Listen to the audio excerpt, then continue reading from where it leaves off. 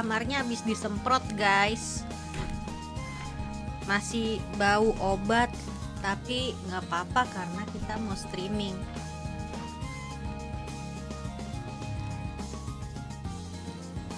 I just the room is you know, it was with bug spray and it still smells a little bit, but it's okay because we about to stream. Because I'm so annoyed, you know, lately for a few days there's been this creature, you know, this creature that is not it's not mosquito but just like a small annoying bug, you know. It's just really small. Itu lewat. Just a small annoying bug, you know, and it's so hard to kill. You know, la criatura. Yeah, like fruit fly. Like a fruit fly. Not like regular fly, okay? It's like they call it in Indonesia fruit fly, lalat buah, you know. Yes. And then I had enough. I'm like, okay, I want to please I want it to die. So I finally sprayed.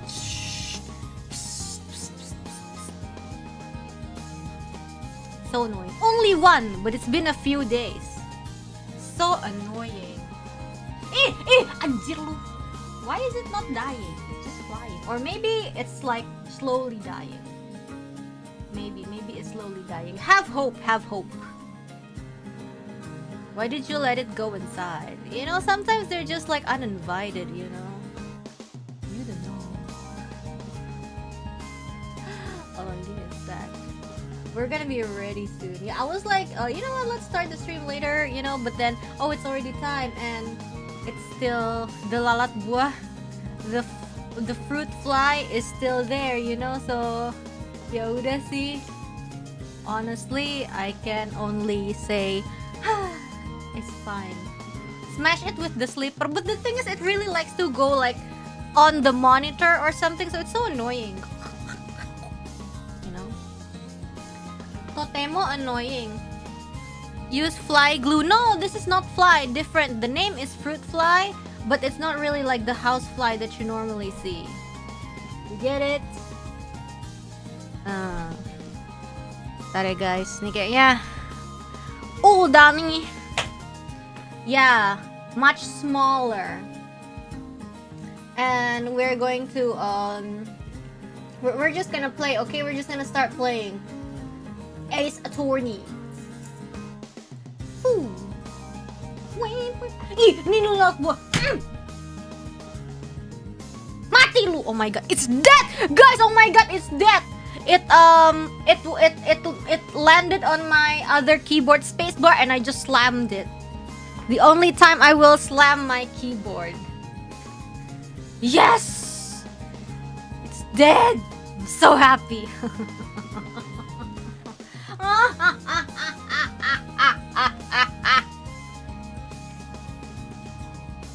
Okay, now we can start the game in peace, yeah? Okay. Yay! I'm so happy, guys. Welcome to Ace Attorney. And because we're gonna celebrate the death of celebrate the death of this fruit fly, we are going to I don't know, just play in I don't know, play happily. Well, we are at episode 4, Turnabout Goodbyes Investigation. So the case Turnabout Goodbyes is basically apa dah? Pokoknya Miles Edgeworth is the suspect, right? The defendant, because he was accused of killing somebody on a boat during Christmas Eve in a lake where coincidentally people are also looking for sightings of a lake monster called Gordy. OMG. So basically yesterday somebody who was looking for meteor showers, called Lotta Hart, got questioned, and we cross-examined her, and it turns out that OMG, she was actually looking for Gordy instead of the meteor shower, you know? But, you know, her kid probably captured something, right? Oh, and it did. And, I don't know. Well, we kind of bought time so that Edgeworth is not bam bam guilty, and now we can go day 2 of investigation. Yes. And basically the number of bullets don't match and so, but we haven't gotten through that part yet. So I guess we might see. Perjury in my Ace Attorney game? More likely than you think.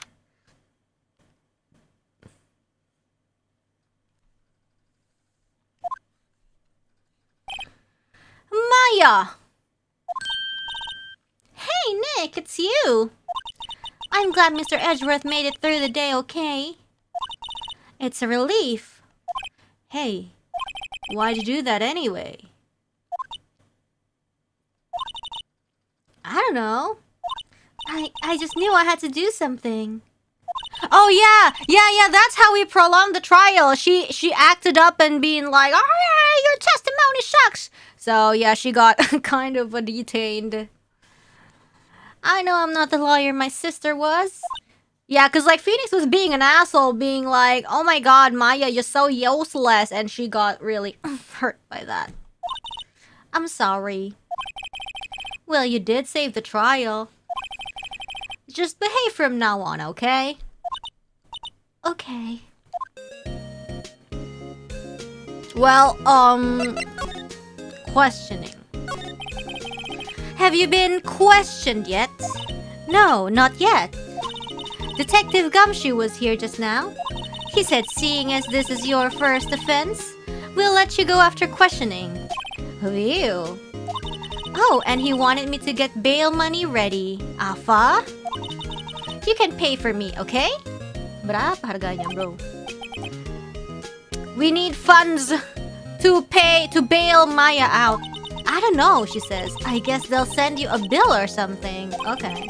Why do I picture giant bales of money every time I hear the word bail? Do we have money? That's a very good question. Well, we won like a case, so we must have won money from that, right? Any luck with Mia? None. I can't get through to her at all. I guess we have money. We have to have money, right? I tried. I really did. I don't know what to do.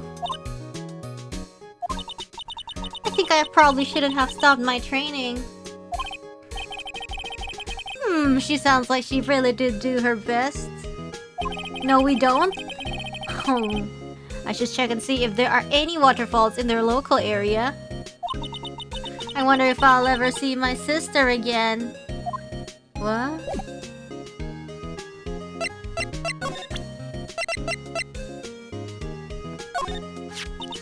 My mother. Now that I've shown her the picture, I'm not so sure it was the right thing to do. No, I'm pretty sure it was the wrong thing to do.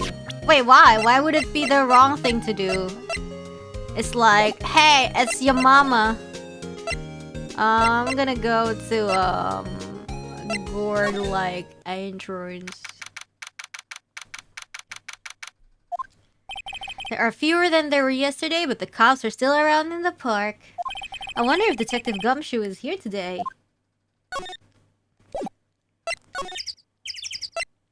Let's go to the public beach. Haven't seen Larry around today at all. Probably off paying through the nose on a date with the lovely fiancé. He's always dating models. Hold on, I'm charging my phone. Yo, for real, like, kosong desu. Empty. Oh, Gumshoe! Hey, Detective Gumshoe. Hey, pal. The trial today at, Yes, what about the trial? Well, I was going to say good show, but it wasn't really all that. Though you did save Mr. Edgeworth, I guess. I just wasn't sure how to thank you, you know? Thanks.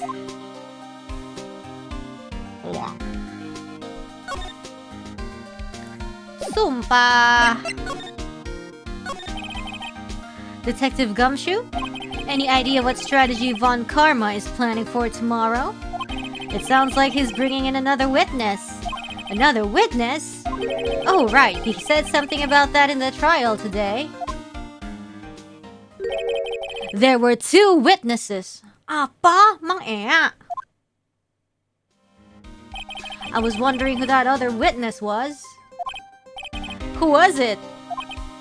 Sorry, pal. As much as I'd like to, I'm not at liberty to divulge that information. Right. Yo, I have something to tell you guys, but okay, let's finish this first.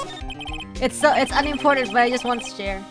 Oh, right, I wanted to ask you something about Edgeworth. What's up? Is he afraid of earthquakes? I never heard anything about that before. Mr. Edgeworth doesn't talk about himself too much, see? But there's one thing that's clear as day. Him hating crime the way he does, and him becoming a prosecutor, and him being scared of earthquakes. It all started with that incident. The DL6 incident? Yup, that's the one. 15 years ago, when he saw his father shot before his very eyes. He still feels the pain now, you can see it in his eyes. Yeah, so like, apa namanya? Nanti dulu deh. I want to talk to you about Maya Faye. Oh, she's not out on bail yet? That's strange. I told them to let her go as soon as they had their report written up. Man, I don't know what would have happened in that courtroom today if it weren't for her. Seeing her getting dragged out by the bailiff. I'll be honest with you, pal. I shed a tear or two. Mr. Edgeworth, he was so moved I saw his lip trembling. Really? Cold as ice Edgeworth? He was really grateful for what she did, you know? I'm going to head back to the station. I'll get the report on Maya and get her out of there as soon as I can. Thank you. Oh, wait. I was wondering, how much is bail going to be? Don't worry about that. Mr. Edgeworth is posting the whole amount. Ooh, let's go. What? Edgeworth? Didn't I tell you? He's grateful to her for what she did. Alright, pal. Well, don't forget to go pick her up, okay? Maybe I can get Edgeworth to pay this month's rent too.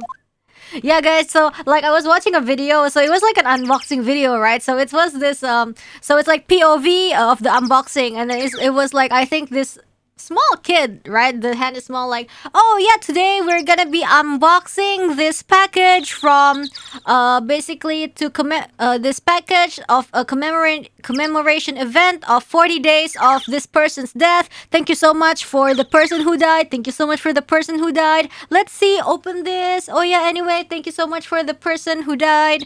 And then the person opens it, and it's like, oh yeah, and how do you open this? Yeah, okay, thank you for the person who died. And then it's like, they finally open it, and they see like a bunch of cakes. They're like, what the hell is not there, Angie? And it's like, oh, there it is.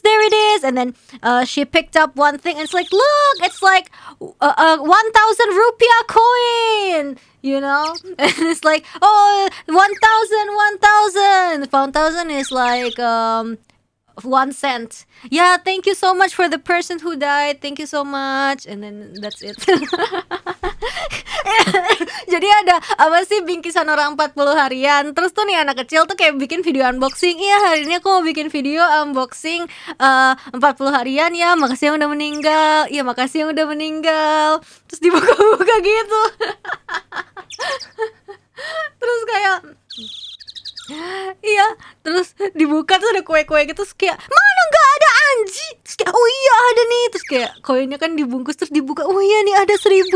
Makasih yang udah meninggal. Makasih yang udah meninggal.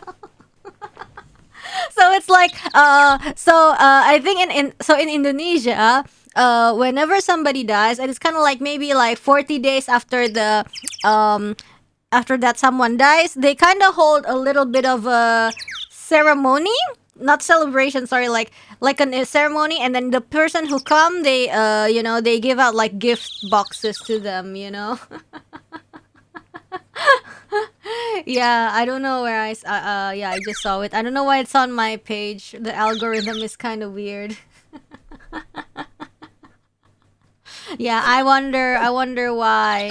I don't know why my algorithm shows that kind of thing, you know.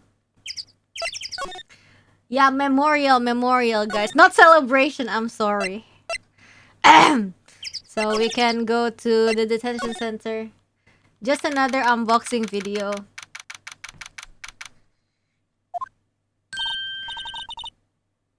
Hey Nick, you finally came. They just finished the paperwork. I'm free to go. Free at last, eh? Those interrogators were really mean. They were like, okay, what did you do this time? Like I was some kind of criminal. Can you believe it? Well, they let you out in the end, didn't they?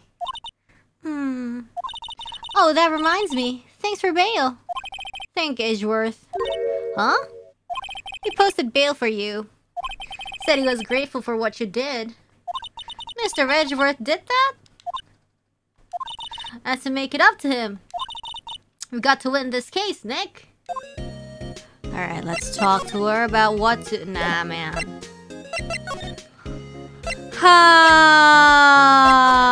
I don't know what to do. Apparently, Grossberg on vacation. Okay, we're not supposed to go here.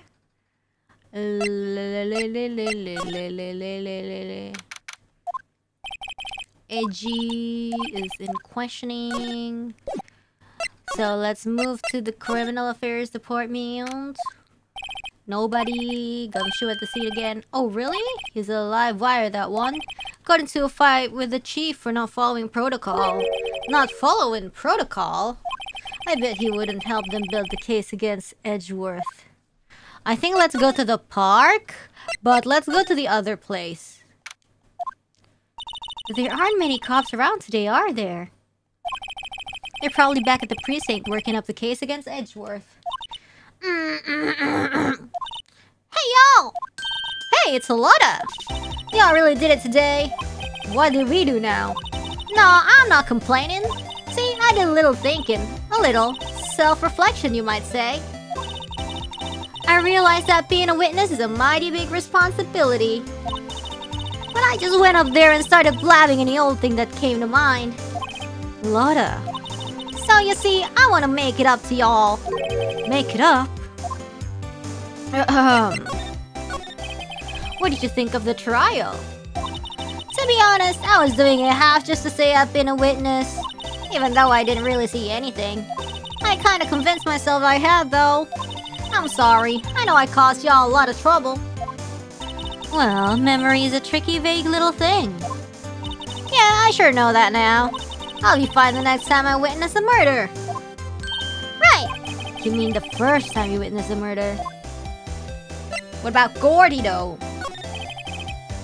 What about Gordy? Right! What? Well, the way I figure, the trial's only stoking the flames of Gordy fever. I'll get my exclusive photos and rocket to stardom. Alright, Lotta, you go, girl! I wish I could be an investigative photographer, too.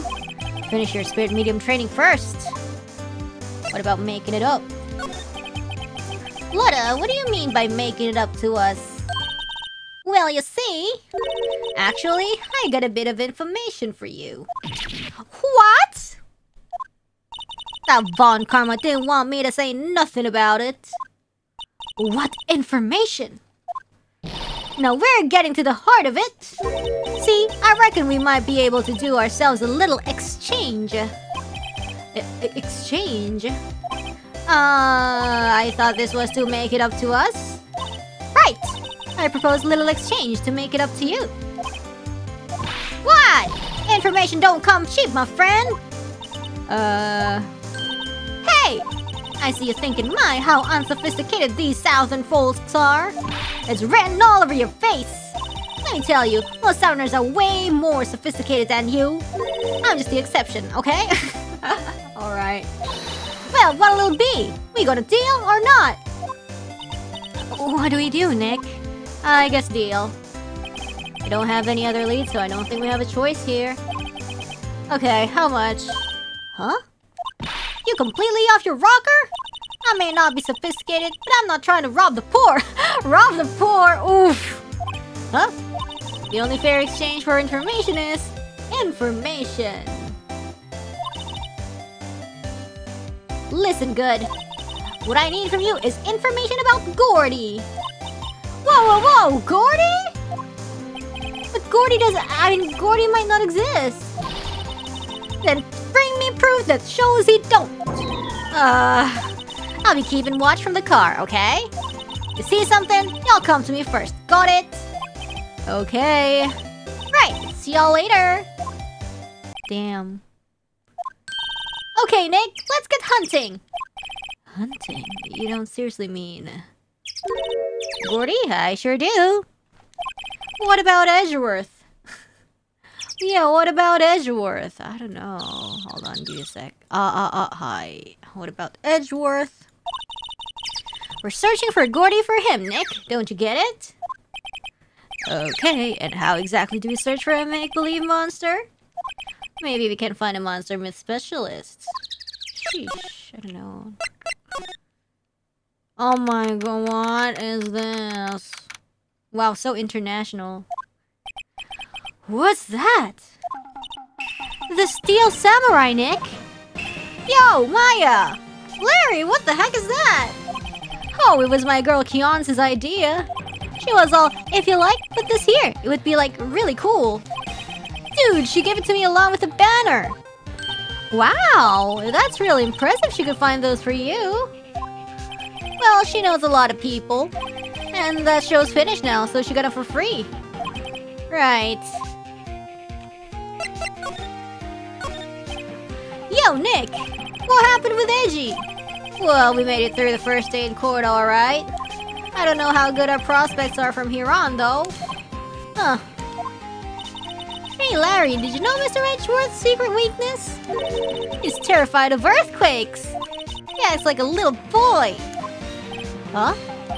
That's weird. I don't think he was ever like that at school. He developed it later. Really? Well, we were only in the same class for a little bit. Can you name the countries? USA, and is that German? The second one? I don't know. Japan, Brazil. I don't know.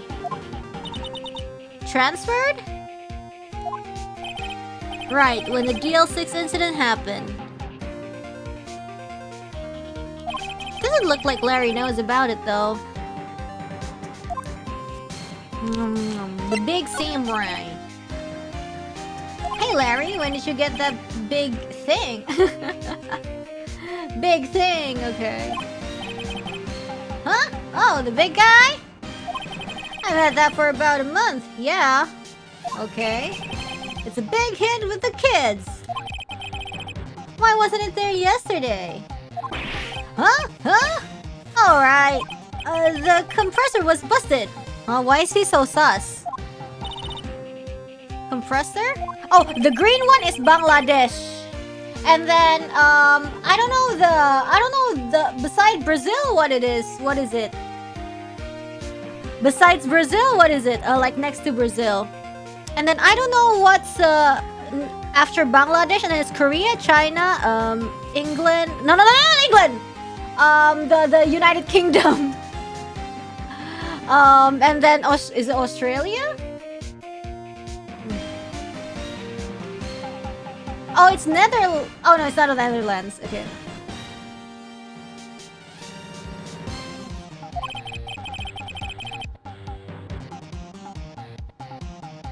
Oh, India with the wrong color after Bangladesh. Okay, okay, okay.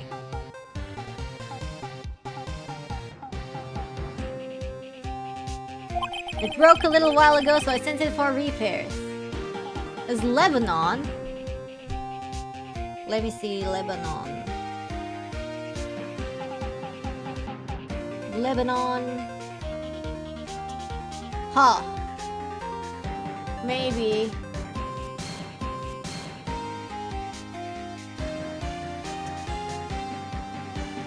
Where's Mexico? And here I thought you'd inflated it by yourself.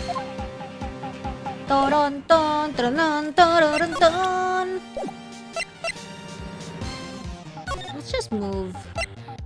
Let's go to the boat rental shop, actually. Because this was closed before.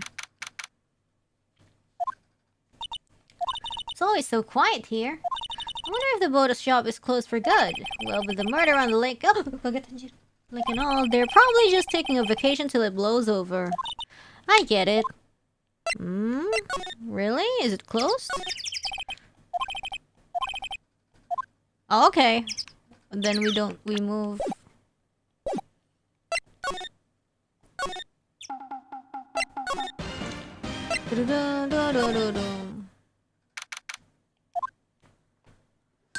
Hey y'all! Well, you'll find anything out about Gordy?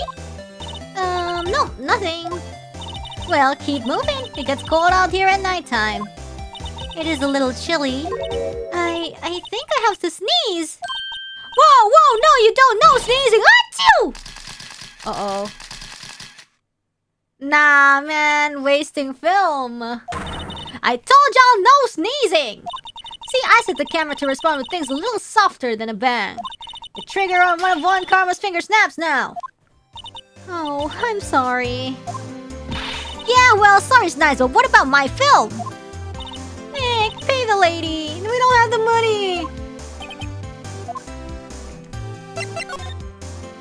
What happened? I learned something in today's trial, that's for sure. Testifying is serious business.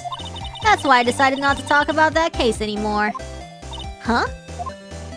Whoa, didn't you say you had information about the case? Tell us that at least. Like I said, I'll trade you for the dirt on Gordy. What are you going to do if Gordy doesn't exist? I'll quit being an investigative photographer. What? After all, I only have one photo to my name so far. Was it a good one? You bet. A UFO. A UFO. A UFO? Anyway, if I can't get a career making photo this time around, then that's it. I'll quit and go back to school. Huh? So you really are a university student? Yeah, well, I'm taking a break for a bit. Right. What? Oh, okay.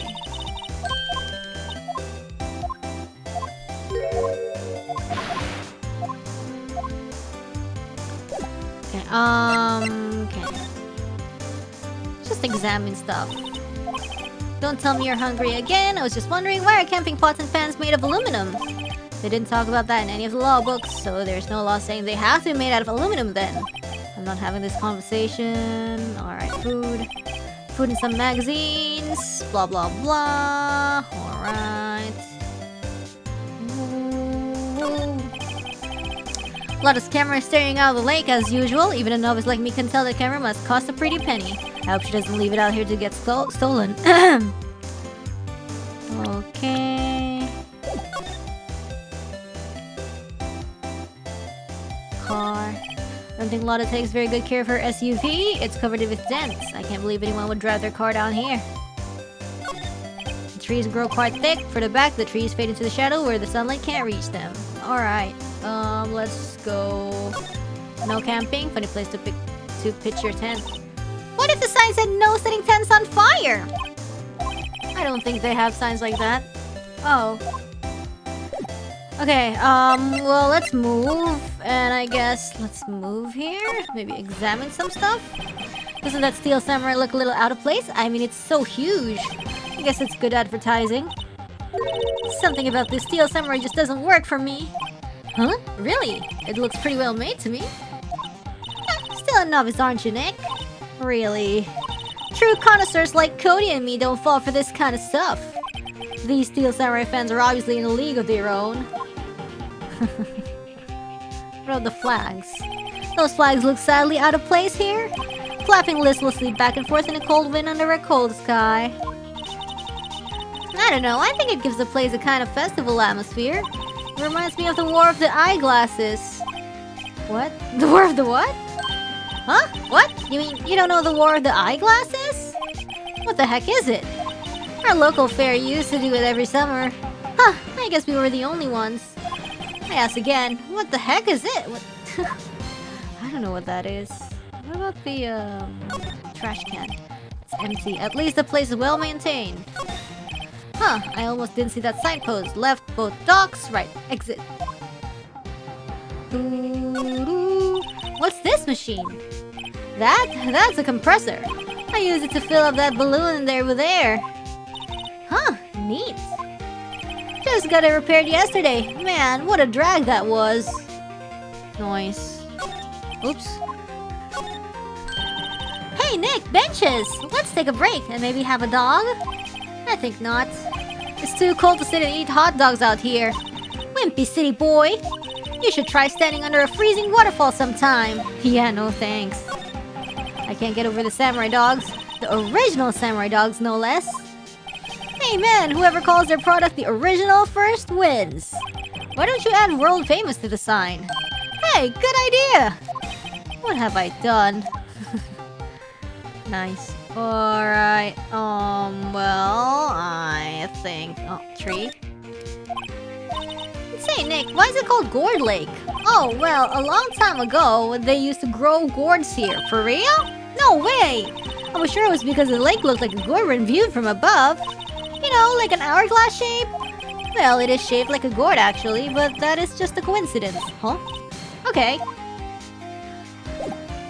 I want hot dogs. Can I order hot dogs? You know what? Maybe I can.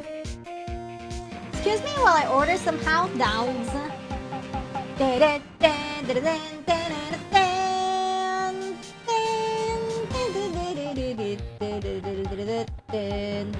Hot dog.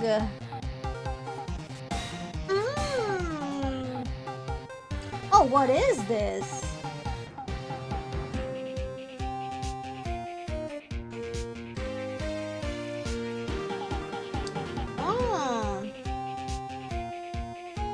I wonder, which one should I order? There's so many places that sell hot dogs.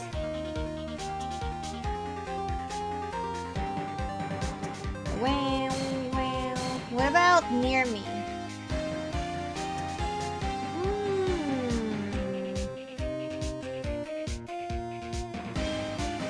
Well, I guess...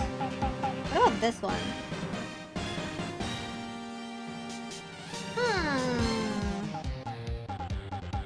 Okay, nah, not this one. I'm just ordering this classic one. Should I, with fresh onions and pickles, cheese sauce and fried onions? What do you think? I think just, fresh onion with pickles would be good, I think. Right? Yeah, I don't want the cheese sauce. I think, okay.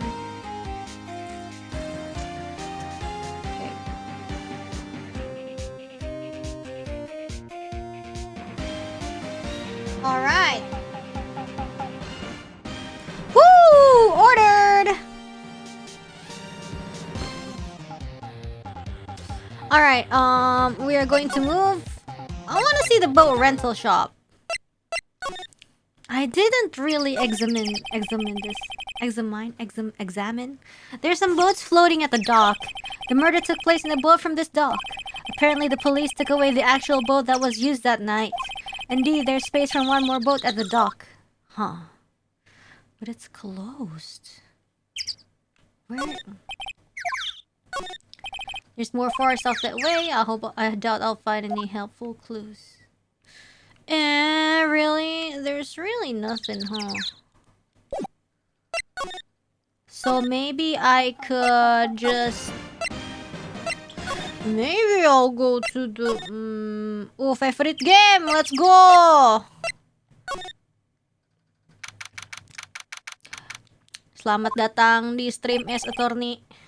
Hey there, pal! What's up? You look out of sorts. Wait, you didn't go and do something that's going to hurt Mr. Edgeworth's case again? What do you mean again? Whatever, have a seat, pal. I'm here for you if you need anything. Besides money, that is. Investigation. How is the investigation proceeding? Ya, ini sekarang kita lagi kasus Gordy. We're doing the Gordy case right now. It's not really. We have another meeting coming up. We're supposed to talk about Mr. Edgeworth's motive. His motive? Afa? See, Mr. Edgeworth's father died in the DL6 incident. And the guy who got the lone suspect declared innocent was the victim in this case. Robert Hammond. They say that's why Mr. Edgeworth shot him. Okay. And Edgeworth never talks about his past. I bet they'll drag that out and hit him with it in court tomorrow too. Poor Mr. Edgeworth. I gotta admit, it doesn't look good, pal. Nah, man, we can do it. We're strong. We have a 100% win rate. Say, Detective Gumshoe, do you know Gordy? The monster down in Gourd Lake? Not personally, no. Well, we're looking for it. Huh? Mangya. Are you out of your minds? You got time to go wild monster hunting? Yeah, of course. How about doing a little questioning for me then? What? What do you want us to do? Detective Gumshoe is scaring me, Nick. I told Detective Gumshoe about the deal with Lotta. Nick, try telling him sooner next time. Sorry. Yeah, it's not like we're doing it for fun. We kind of have to, sir. I see, pal. Sorry for shouting at you. Okay. I, Detective Gumshoe, will aid your search for Gordy. Yeah. Huh? I'll loan you one of our newest secret weapons for finding evidence. Ooh, what is it? Really? You can take whichever one you like. Secret weapons? Give us the golds! Hold on now, everything in due time. First, let me show them to you.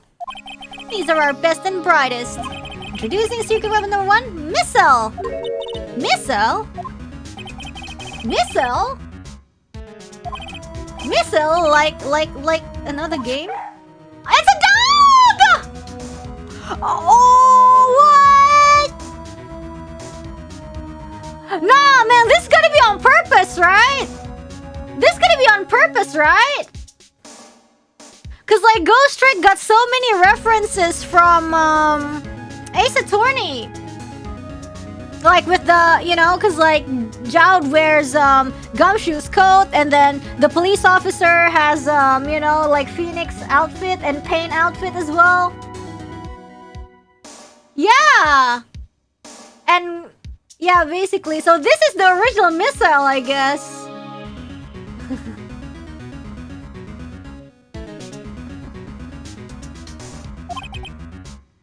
This is the OG. Hey, he's cute. Look, Nick, cute dog. A cute dog. And this will help us. How? Next, secret weapon number 2, a fishing pole. Yo, we're taking this! We're taking this! This is my own personal pole. Detective Gumshoe, we're looking for a monster. Yeah! How are we supposed to catch a whole sea monster with a fishing pole? Never know until you try, pal! Okay, this next one is the last one. No, please, I'm already overwhelmed by our choices. A metal detector! Here! Detective Gumshoe, we're looking for something alive. Right! How are we supposed to find it with a metal detector? Yeah, you never know! He might have been eating soda cans. Well, which will it be? I didn't make up my mind, Nick. They all seem so perfect. I can't make up my mind either, for the totally opposite reason. Oh well, I suppose it can't hurt to borrow one of them. I want to borrow Missile! Can we borrow Missile? Sure thing, pal. Be good to him. Ow! He's so cute! Oh boy! Ow, cute!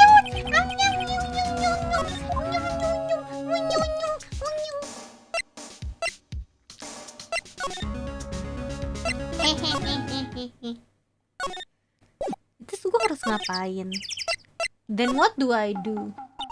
Hey, Nick! Missile's been acting strangely. Missile? Oh, right. That little creature of the detectives. La Criatura. Hey, I love little doggies. Good boy, good boy. What's wrong, Missile? Oh, what's up, what's up? Ah! Missile, Missile! Oh, what's going on? Whoa, stop that thing! Cannibal, it's eating my samurai dogs! Cannibal. My samurai dogs! Cannibal! Wow, he ate every single one. I'm sorry, Larry. Sorry doesn't pay my bills, Nick. It's going to have to this time. Okay.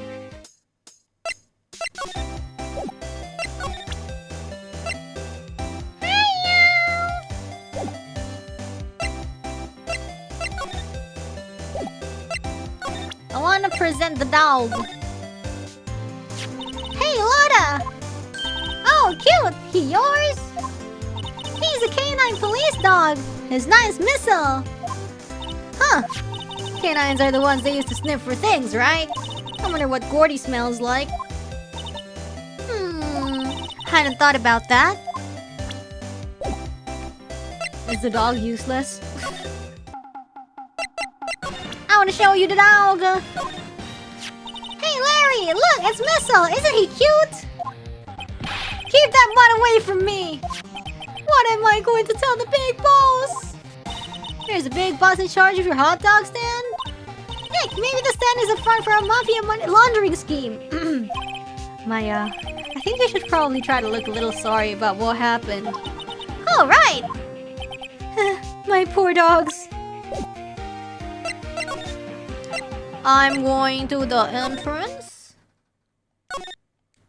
I want to go to the detention center and show Edgeworth. Nah, he's not here. Grossberg? Nah. Fine, let's return him. Kind of sad about it, though. Ah, fresh air. I gotta say, freedom feels great. Behave yourself in the courtroom tomorrow, okay? Misbehaving's much more fun. It's not going to be much fun when Edgeworth refuses to pay your bail again. Right, I'll behave. Oh dear. Oh wait, the boathouse. Sorry. Okay. Let's go to the boathouse. Let's go to the boathouse. It's because it's closed, so that's why I always forget about it. Gak ada apa-apa, anjir. Okay. At least we're thorough.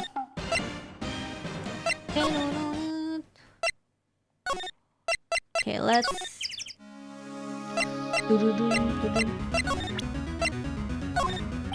Missile is a big star in criminal affairs. Why is he named Missile? Huh, now that you mention it, I'm not sure. But I hear he's aptly named for what it's worth. Cute! Let's swap. Okay, which will it be? I want the fishing pole now. The flimsy looking fishing pole.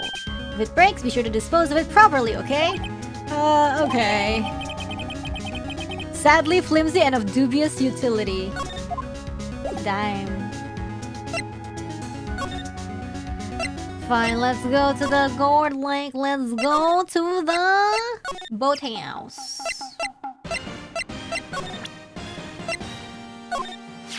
You know, you can't catch many fish in this lake.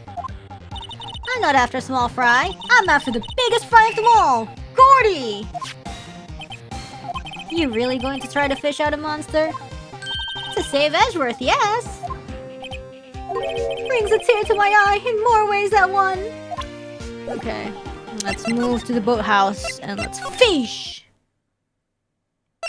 We can't. Can we not? I guess we can't. And then I guess we move to the Gourd Lake Woods. Ah, there we go. Here's it. Okay, Nick, this looks like a good spot. A good spot for what? Time to do some fishing! Yay! She's serious. What are you going to use for bait? Oh, Yeah, oh. I figured something like this would happen. We should have brought Missile along with us, too. At least we'd have bait. Huh? What? How could you? I'm kidding! I'm kidding! Huh! Some jokes are better left untold. What? Oof, she hit me. Okay, watch this, Nick. Just try not to reel in any empty cans or boots, okay? Here we go! My leg! Oh. Ah, no! Hey! What are you doing? Sorry, Lotta. Don't tell me y'all are on some film company's payroll. Nick, pay her. My poor, poor wallet.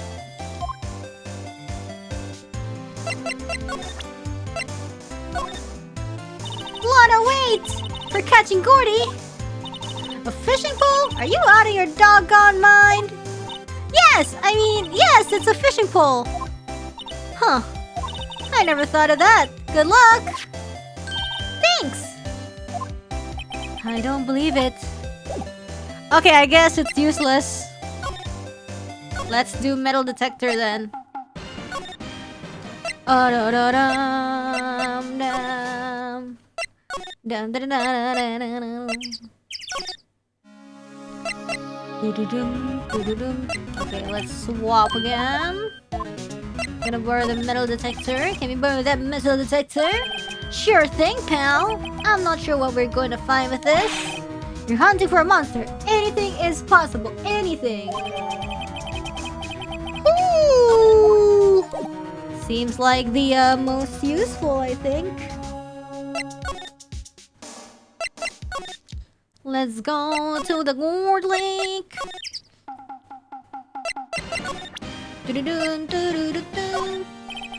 Sorry, Nick. I don't know much about that. I'm a mere seller of hot dogs. Wow. Oh! What's this? Nick! It's beeping! The metal detector's found something! Sure is loud enough about it. Whatever it is, it must be in those bushes. Go check it out, Maya. Why do I have to check it out? Oh. Nick? Look! The compressor thing! An air tank? Huh, the valve looks broken. I thought it was Gordy. Maya, first of all, why would Gordy be in the bushes?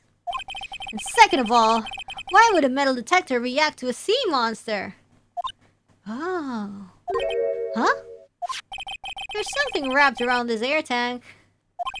Looks like a string of flags? Yeah, it's the one, up in the samurai dogs. Well, we might as well take it with us now that we found it. It's heavy. Let's go to Larry's place and present to him this. What? An air tank? What about it? Larry, I wanted to ask you about this tank. Is it yours? Say, is this air tank yours? Why would I have a thing like that? Okay. Look, see how there's a string of flags around the tank valve? It's just like the string of flags around your steel samurai there. Must be a coincidence. Why isn't he admitting it? Like, what's wrong? There's strings of flags everywhere these days. Like elementary schools. And used car dealerships. Look, why would I need a tank anyway? To inflate something? You used this to inflate that, didn't you? Inflate what? What else? The big puffy steel samurai. I don't know why he has to be so defensive about it. No, why would you go asking me a question like that? Looks like I hit the nail on the head. Right. Actually, see, the compressor I always use was on the fritz. So I tried using the tank to inflate it just once. And, it didn't go so well. As I suspected. Ask more about the tank. It didn't go so well? Yeah. Do you think you could be a little more specific? Come on. Look, it's embarrassing, so I really don't want to talk about it. What? Tell us! Tell us! Fine. Whatever. It's like what I said. The compressor was busted. So I took the tank and tried to fill the samurai up with that. And then... Maratos!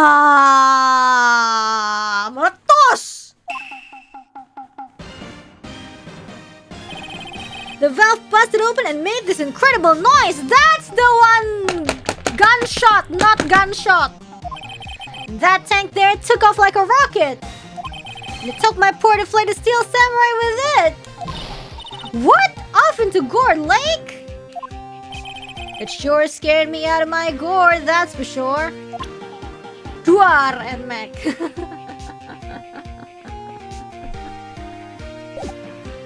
Yes! I can talk to... I can move... Maybe talk to Lotta. Okay, talk. Oh no. Maybe talk to him again. Sorry, we move and we talk to him again. The flying air tank. So the tank and the steel samurai you were trying to fill up flew away. What happened next? Well, all that happened on the 20th or so. The 20th, a week ago. Now, as far as I could see, the tank went flying out into the lake. So I went out every night in a boat looking for it. I mean, Kiyonse gave me that steel samurai after all. And when did you find it? Just the night before last. That's Christmas Eve. It flew way out there. It took me 4 whole days to find it. The night before last was the night of the murder. Yeah. Sorry for not telling you, Nick. Actually, I was here on the night of the murder. Come on, man. But, you see, I went home before midnight. So you didn't know about what happened? No. That's too bad. It's not all bad. They solved one mystery at least. Mystery? Maybe we should go tell her. Yeah. Okay, now we tell Lotta. Well, Mr. Lawyer? I've got the info y'all need. Y'all got the scoop on Gordy for me yet? Gordy doesn't exist. Lotta, there is no such thing as Gordy. What? How can y'all be so sure? Really, Nick? Y'all got some proof Gordy don't exist? The proof that Gordy don't exist is here. Of course I have proof. No lawyer worth his badge would make a claim without the proof to back it up.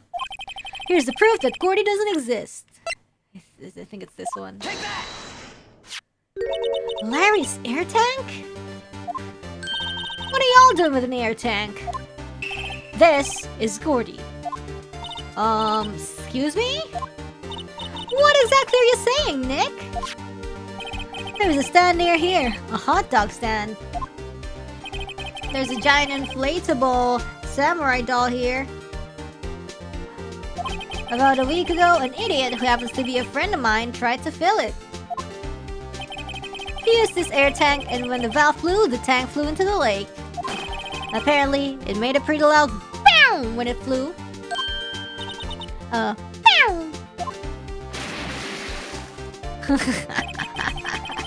The tank, along with the still deflated samurai, fell into the lake. At the same time... Oh, wow. The couple was taking a photograph of the lake. This photo. Wait! So, you're saying that Gordy is really the still samurai?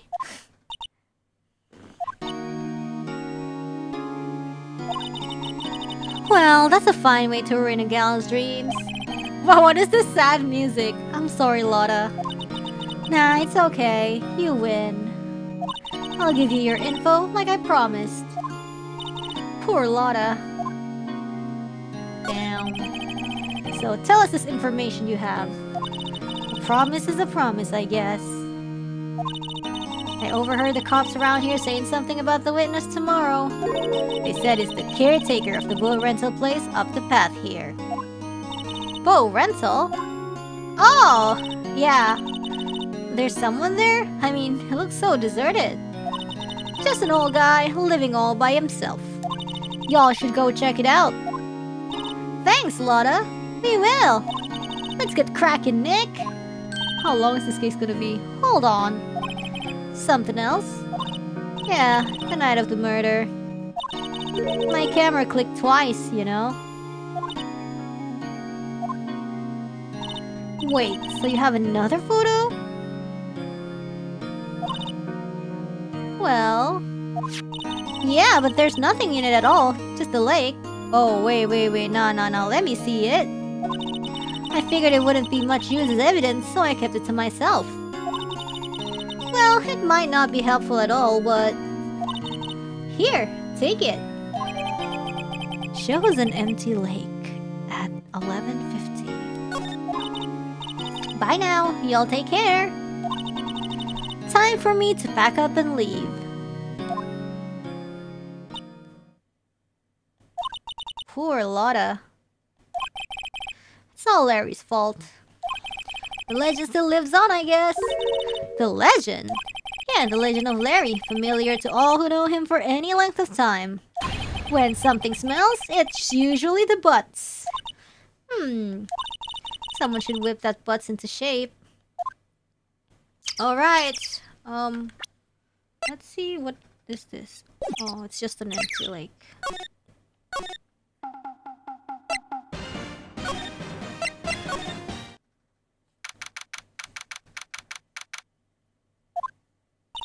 Hey, Nick!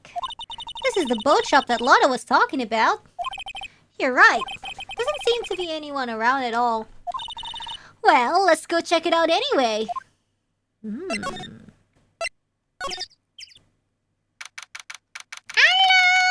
bird! Me. Meg, that you? Hey, is that Keith with you? Where have you two been? I've been worried sick. Nick, you handle this. I think I'll leave this one up to you, Maya. Meg! Yes? Finally made up your mind, have you? My mind? You'll run the pasta shop when I'm gone. Ramen, I guess. Pasta? Glad to hear it, glad to hear it. You make your old man proud. When you kids left the house, I didn't know what to think. How am I supposed to keep this place running, an old man like me? Polly, the kids are home. Hello. Nick, who was that? A parrot, the one on that perch.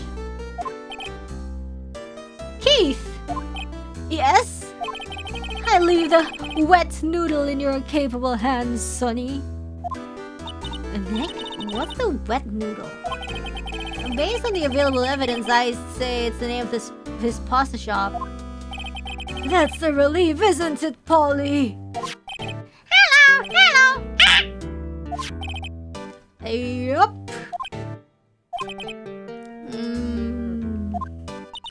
He fell asleep. I guess he's relieved.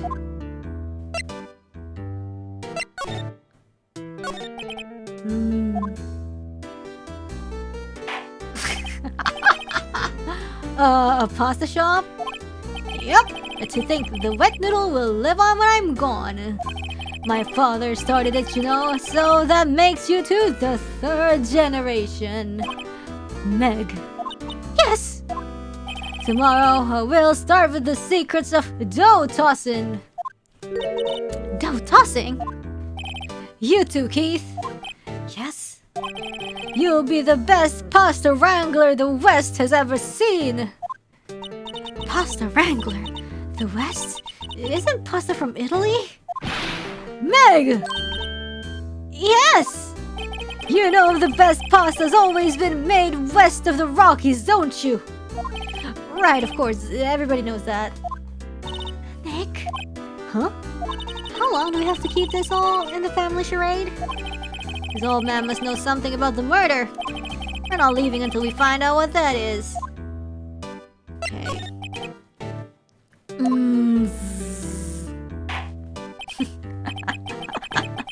Oh my god. This is a boat rental shop, right? What are you talking about? This here's a palace of pasta, the wet noodle. Though now that you mention it, we haven't gotten many orders for spaghetti lately. All the kids come up and say, "Yo dude, we wanna ride in one of your boats." That's why I keep the boats out there. Youngsters these days, darned if I understand them. I'm pretty confused myself. Nick, this isn't going anywhere. But this old man is the witness tomorrow, right? We've got to find some way of getting information out of him. Ada burung. Look, Nick, he has an electric blanket on his table. Looks warm. That's a great idea. We should do that at the office. We could sit down with our clients, snug and warm, and drink hot cocoa. And what? Talk about murders? Aw, you're a party pooper, Nick. Ooh, fishing! Fishing pole looks expensive, unlike gumshoes. Wow, he has a television in here too. Oh, I was looking at the trash can actually. Oh, what's this? Look, a little safe. It's locked. Wow, there are lots of various fish in Gourd Lake, aren't there? Something's funny, Nick. All these fish are saltwater fish. But that means it's not fished in the lake, or what? Whatever. No clues here. Stove. Looks like a kitchen in it. It's pretty clean. Funny, he doesn't look like the type who would keep things tidy like that. You're forgetting, Nick. There's running a pasta shop here. Huh? Excuse me? Hi, Birdie! What an amazing parrot that is! Good morning. Wow! It ignored me.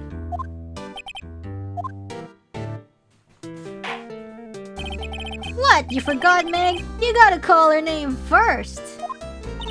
Her name? Polly, how you been? Hello, hello. Ah! See? Neat, so the parrot's name is Polly. Too bad all she can say is hello. Old Polly can say lots of things. You just need to know the secret words. The secret words? Polly, Polly, what's your name? Polly! Ah! Cute! Maya's found a new friend. Polly, Polly, Polly!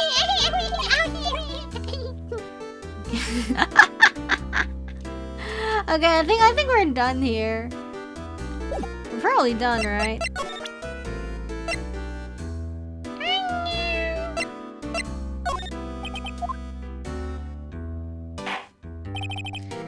Remember that three-color pasta? Our rainbow lioli! I figured out the last color we should use. Indigo blue. Indigo blue? That didn't seem to work the way I thought it might. I don't think... do we go? I don't think he is useful.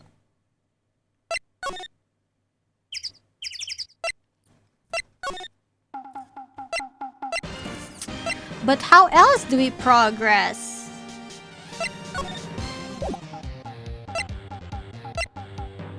No, we gotta get info. We gotta get info. We gotta like just present everything to him.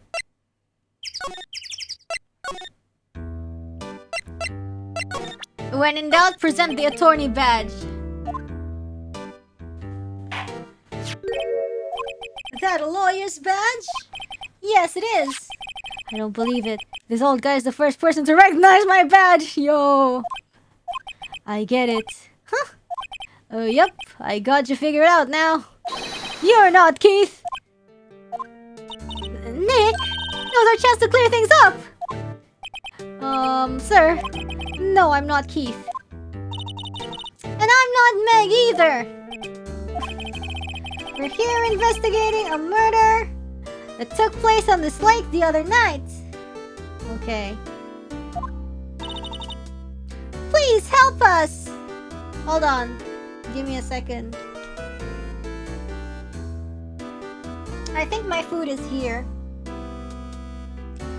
Please help us! Yum, yum, yum, yum. Be right back. Food! Food!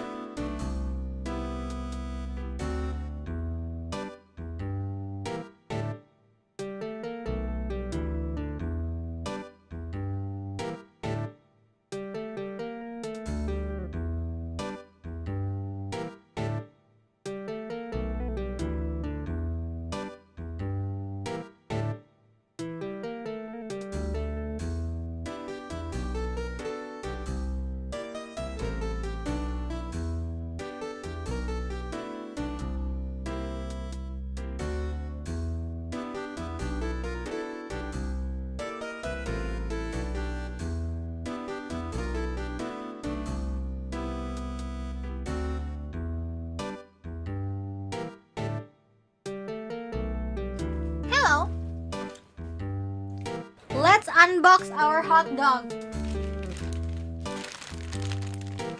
Woo! I actually ordered corn dog and hot dog. I think we should eat the hot dog first. How do we open this? Ooh. This one's like pickles. Yo, where's the pickles? Why is it? Oh, there's the pickles. Okay.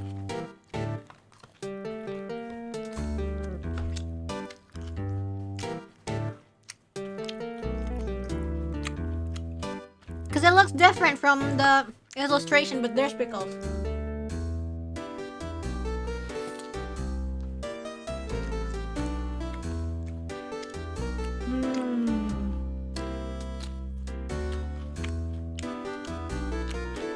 I think it's okay.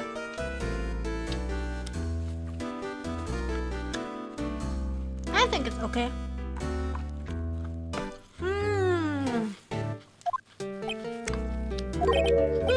A lawyer, huh? Please, mister?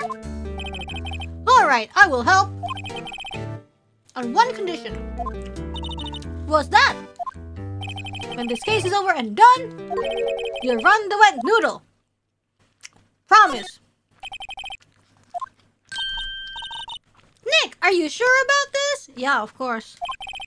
Anything to get this case solved. Also, who wouldn't want to eat Phoenix noodles? Huh? Phoenix noodles? It is our destiny, I guess.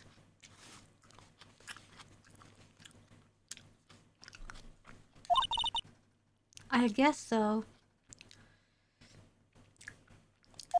That's my boy! Good for you, Keith. What? Okay.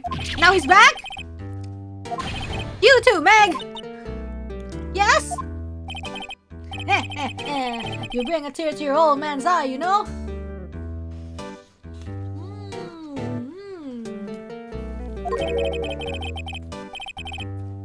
What was that you want to know? Speak up, Polly! Hello! Ah! Now he's talking to the bird again. How do you get him to talk to us?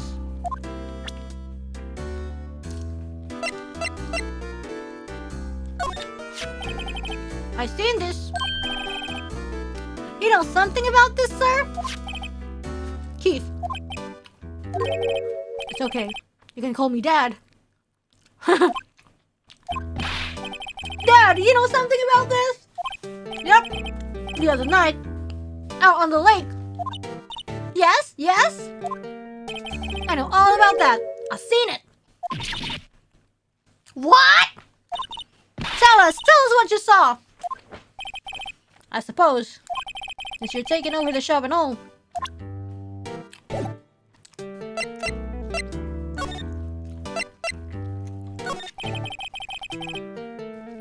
My memory's gotten worse of late. That's why I just tell everything important to old Polly here. Everything important? I wonder. Polly, what's the number to the safe? 1228! Alright! Hey, Polly, watch it, will ya? See, Nick? All it takes is a little clever thinking. And a criminal mind. Quick, Nick, write the number down! Hey, don't get me involved in your little heist schemes.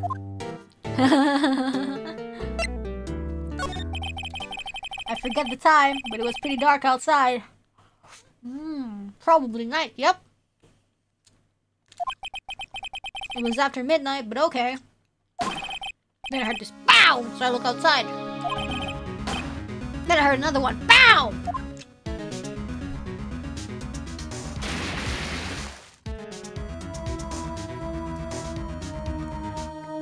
A little while later, the build comes back.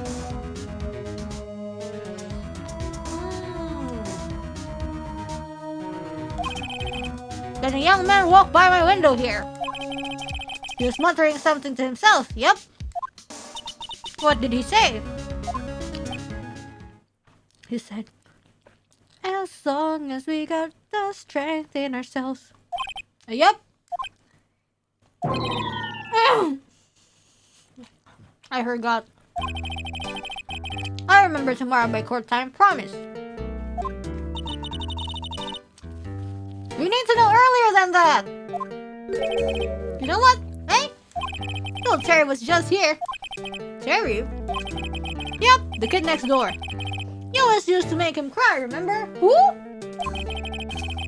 He was wearing this tattered old coat. Oh, gumshoe. Got himself some whiskers growing out of his face. He must be talking about Gumshoe. He comes up and tells me to come down to court tomorrow. Really? Somehow I don't think we're going to get much useful info from this guy. Maybe we should be leaving. I think you're right. Oh wait, I had one more question. Huh? Polly! Polly! Have we forgotten something? Ah! Don't forget the L6! Ah! Squawk! Huh? What did you just say, Nick? Excuse me? One more time, Polly. Don't forget the L6. Ah! Excuse me? What? The DL6 incident? Yo, bring the pair to the stand! This is getting weird. Who is this old guy?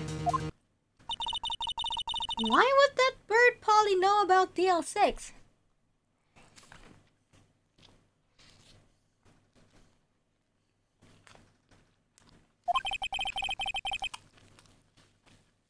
We have to figure out who the old man is. What? He locked the door from the other side. Who could that old man be? Okay. Ask Gumshoe about DL6 basically. 1228.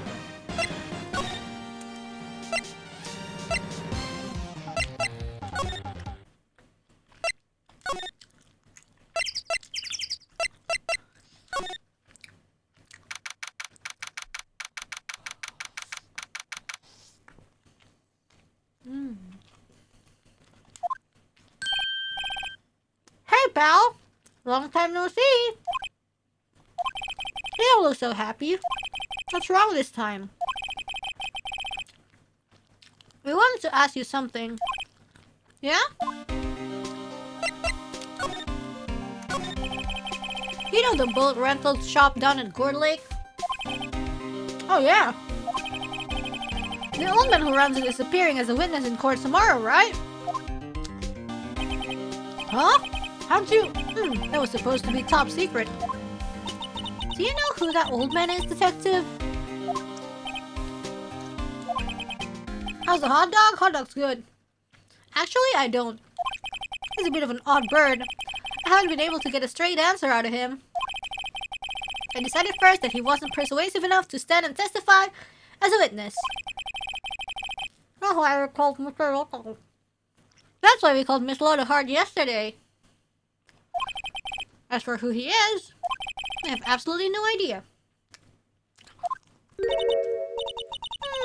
Sounds sussy if you ask me.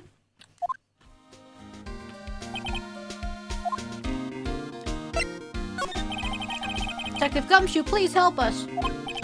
Huh? We need to know about the TL6 incident. That was when Edgeworth's father died. I can't help but think that it has something to do with this current case. I finished the hot dog. To tell the truth, I don't know much about DL6 either.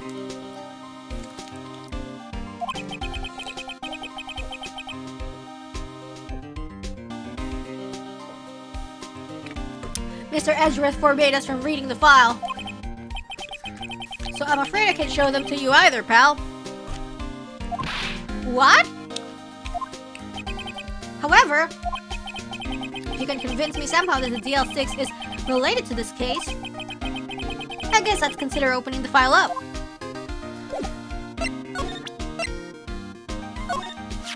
What's that? A parrot? The old man at the boat rental shop's parrot. The parrot knew about that incident. That incident? DL6. What?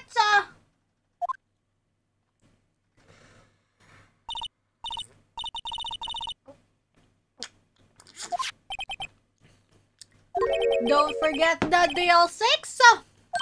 Huh? I'm pretty sure that old man must have taught her that word. Yeah, but how would that old man know about the DL6 incident? Wait, what if... Okay, I'm trying the corn dog now.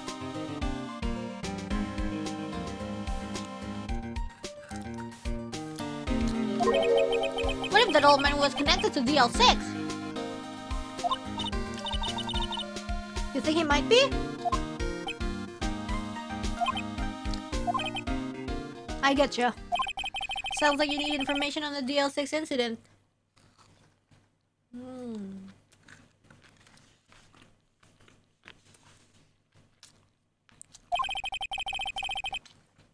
Through there is the station's records room. I'll give you special permission to go in and find what you need. Alright, way to go, Detective Gumshoe. Okay, Nick, to the records room.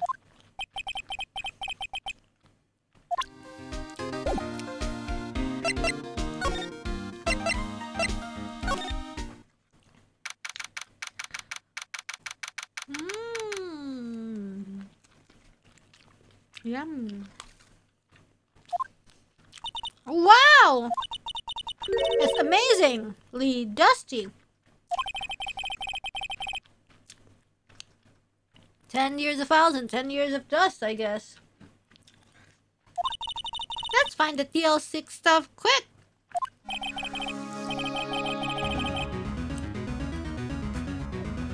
$15 years ago, both me and Edgeworth were 9 years old. We were almost through the 4th grade when he suddenly transferred. Because of DL6? Nick, I found out where the file is! Oh, thanks! Just let me know what you want to know about the DL6 incident. I'll go get the right file. Case summary. Well, first I have to get a handle on the main facts. Like a summary. Right. Summary, found it!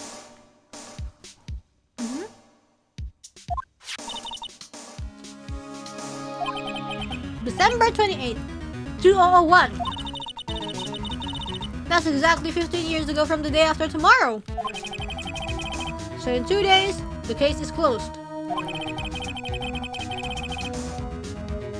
The incident took place in the elevator of the district courthouse. Is this the same district courthouse where we're holding the trial now? Looks like it.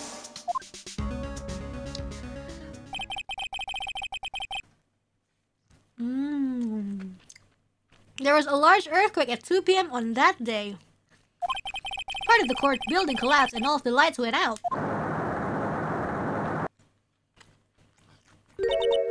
Wow! That was some earthquake.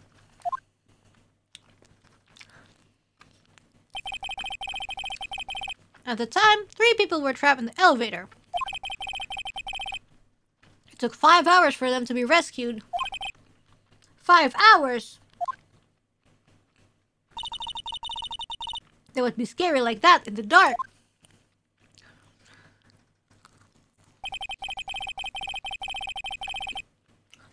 There was a lack of oxygen in the elevator, and the survivors were unconscious. I don't want to eat anymore.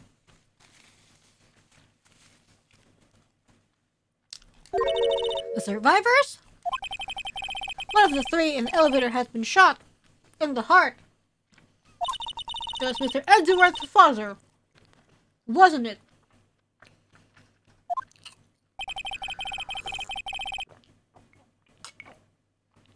He said that his father was shot before his very eyes. So Miles Edgeworth was one of the other passengers in the elevator. Okay. Do you have data on the victim, Edgeworth's father? Yeah, hold on. Victim! Here, found it! Gregory Edgeworth, 35, defense attorney. If he were still alive, he would be 50. He had lost that day's case in court and got in the elevator with his son, Miles. Miles! Miles Edgeworth, of course. So he was in the elevator with his father, yeah. From the angle of the blood and other evidence, it could not have been a suicide. The murder weapon, a pistol, was found in the elevator. The pistol had been fired 2 times. Where have I heard that before? A gun! Yeah, like this current case. What's going on here? Got any data on the suspect in there? That would be the guy that my mom got arrested. This is it. The man arrested as a suspect in DL6 was Yanni Yogi? What's the pun for this one? He was a clerk in the court, apparently.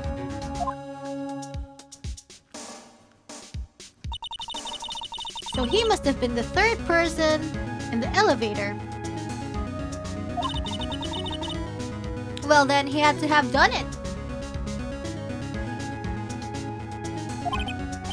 But he was found innocent, thanks to his defense lawyer, Robert Hammond. Hammond? The victim in our case. Right. The suspect, Mr. Yogi, was oxygen deprived, so much so he had brain damage. He lost all memory of being in the elevator. After he was declared innocent, he disappeared. Where could Yogi have gone to, I wonder? He may be closer than we think.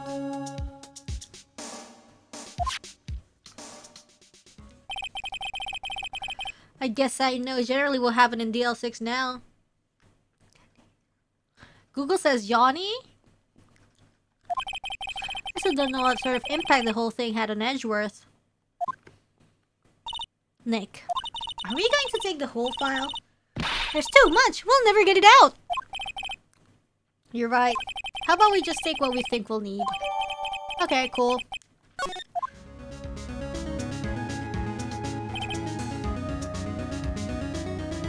Right. That's probably all we'll be able to find here. Now, all that's left is the trial tomorrow. I wonder how Dad will do testifying in court. Nice.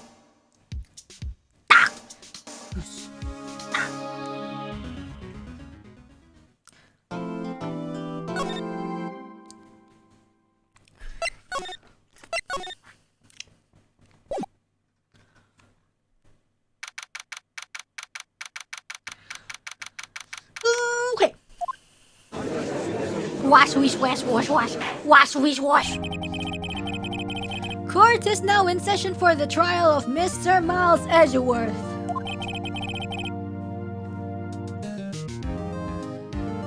And the defense is ready, Your Honor. Very well, apparently the prosecution is also ready.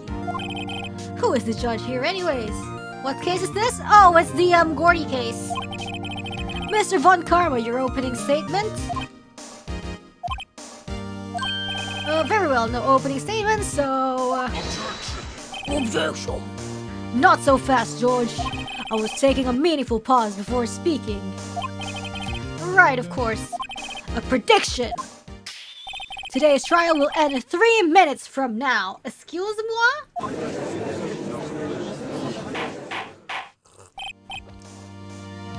Order, order! Mr. Von Karma, what is the meaning of your statement just now? Bah! Must you question everything? It will be over in 3 minutes. We have no time to waste. I'll call my witness now. Right. I call my witness, my decisive witness to the stand. It's that mysterious boat shop owner. Dead-end, dead-end, dead-end. Witness, state your profession.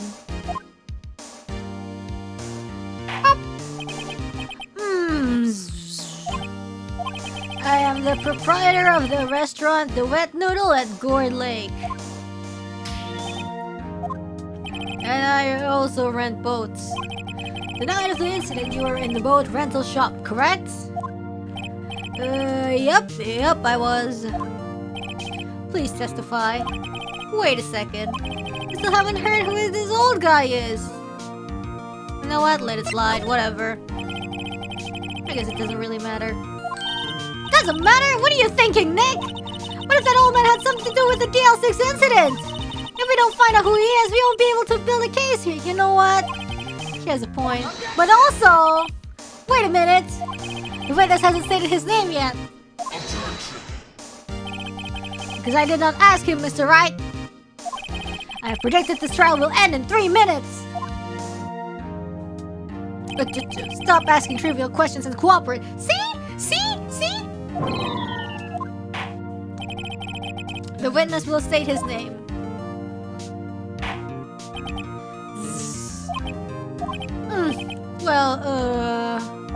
I'm not really sure. What do you mean? My memory... Your Honor, the witness does not remember anything beyond the last several years. Ergo, he cannot recall his own name. He can't recall, you say? Yes, but the incident in question took place 3 days ago. He can testify. Convenient. Let's hear his testimony then, shall we? Witness?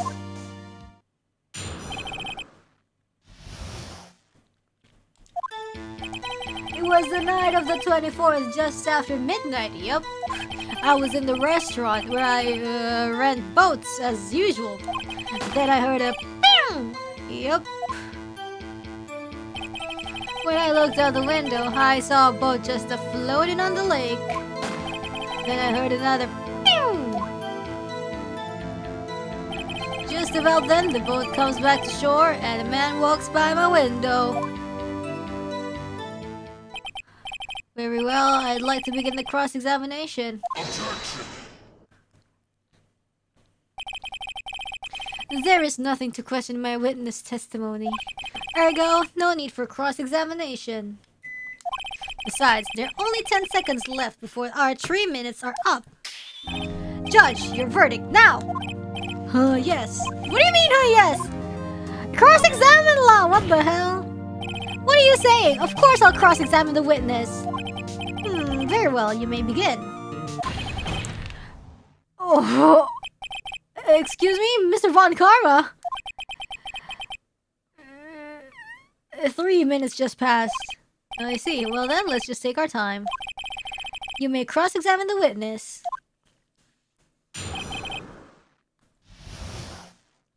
Dang, dang, dang, dang, dang, dang, dang, dang. Just after midnight, you say? Yup, just around then. Are you sure? Pretty sure, yup. Dead run. When I talked to you yesterday, you were rather vague about the time.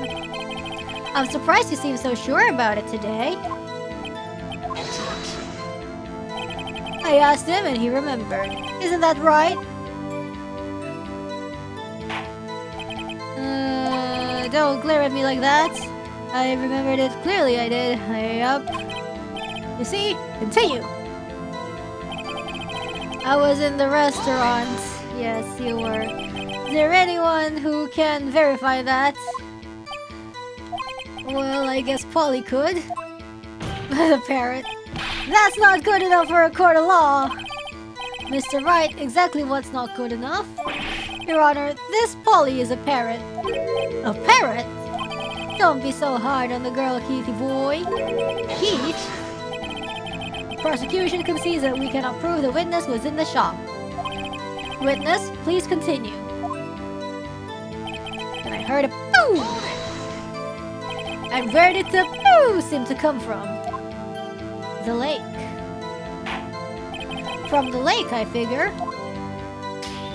Are you certain? Yup. Good. Continue. When I looked out the window, I saw a boat. Was there someone in the boat? It was pretty far out there. I couldn't see clearly. But I figured there was 2 men out there, yup. But you couldn't see them clearly. Yup, at the time, that is. At the time. So what happened after? So you heard 2 gunshots total? Yup. That's what Lotta said in their testimony yesterday. So one is the air tank and one is the real gunshot. Just about then, the boat comes back to shore and a man walks by my window. By your window? Yup, by my window, right outside the window of my little shack. And could you see the man's face? Well, the fog was pretty darn thick, but it was right there in front of me. I saw him. This is a rather important detail. Please add it to your testimony. Tisk, tisk, tisk. I have a bad feeling about this. That man was the defendant. He was saying, I can't believe he's dead. Are you sure? Uh-oh. Dad! Dead certain, Keith! He said, I can't believe he's dead as he was walking by, too. Witness, are you sure that the person you saw was Miles Edgeworth? It was him! That Edgeworth boy! Like, what is going on? This sounds like decisive evidence indeed. I see no room for doubt. What do you mean? Like, didn't we establish that this is left-handed guy?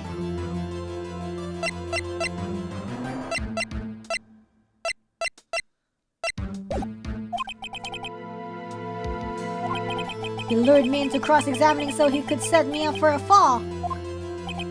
Tisk, tisk, tisk. Nick, I don't like the way things are going here. Everyone in the courtroom is glaring at us. I'd better act quick or this trial is going to be over. Raise an objection. Objection! Your Honor, we proved in yesterday's trial that it could not have been Edgeworth who fired that gun. Mr. Wright, are you referring to the fingerprints from Edgeworth's right hand found on the gun? And the photograph showing a man firing with his left hand? Exactly! That is easily explainable. He could have wiped his prints after he fired. What? You are ignoring the truth of the matter here. Everything in this witness's testimony is true. The judge is lost in thought. What should I do? Objection! Your Honor, this witness claims that Edgeworth said I can't believe he's dead, but his word is all we have. If he were telling a lie... Mr. Wright, in the court of law, the evidence tells all. Well, there's no evidence! Apparently, you have yet to realize even this basic fact. If you say his testimony is a lie, show us proof. Do we have evidence? It's no good. There's nothing I can do. Are you sure? To be honest, I don't know what to do anymore. Please! Can you hear me, sis? Please! We need your help! Nick needs you! Tisk, tisk, tisk. 3 minutes were perhaps too high in expectation. However, 15 minutes isn't bad. This must be a new record. Enough! The witness may leave the stand. No! This court sees no reason to further prolong the trial. Nor is there any need for more time to decide the case against the defendant. This case is extremely clear. What the No! I see no room for misinterpretation of the facts. What? No! Exactly, that's what I said. This court finds the defendant, Mr. Miles Edgeworth. No! You undo that right now! The accused will surrender to the court immediately, to be held pending trial at the higher court within a month from today's date. That is all. This court is adjourned. No! No! Okay. Wait! Maya again? Oh. Who was that just now? Me! Huh? Ah! Yo, Larry, what the hell? Okay. What are you doing here? Listen, you gotta listen to me. I was there in the park the night of the murder. I wasn't sure about it until just yesterday. But today I remembered it. Remembered what? The gunshot! I heard it too! Order! What is the meaning of this? The verdict has been decided. I call for adjournment. One moment, Mr. Von Karma. So you say you heard a gunshot? Yeah, I did. A gunshot that night. I was sitting here in the audience listening to the testimony. Then I realized something he said was different from what I remember. Anyhow, I can't just sit here and let you call Edgy a murderer.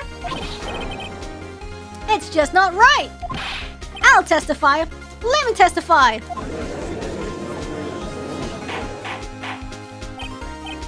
Order!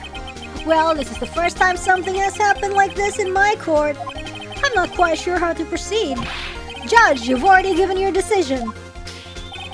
The trial is over. Nick! This is it. Larry's given us one final chance at this. She's right. If only it wasn't Larry. He could make things even worse. Mr. Edgeworth was just declared guilty, Nick. It can't get any worse. Yeah, it doesn't get any worse. You're right. Okay. Your Honor, if there is another witness, it is our duty to hear him speak. Right here, right now. A waste of time. The verdict cannot be overturned. Oh, yeah. Allow me to speak my opinion. In all court proceedings, it is our duty to prevent an inaccurate verdict. In order to make sure no mistake has been made, every witness should be heard. Really? What is this? I withdraw my previous verdict of guilty. Wow. Mr. Von Karma, I order you to call this new witness to testify. Now! What? The court will adjourn for a 5-minute recess. After that, we will hear this new witness. Court is adjourned. Phew!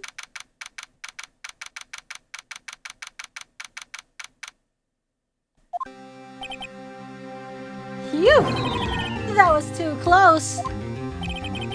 Sorry to keep you on the edge of your seat like that, Edgeworth.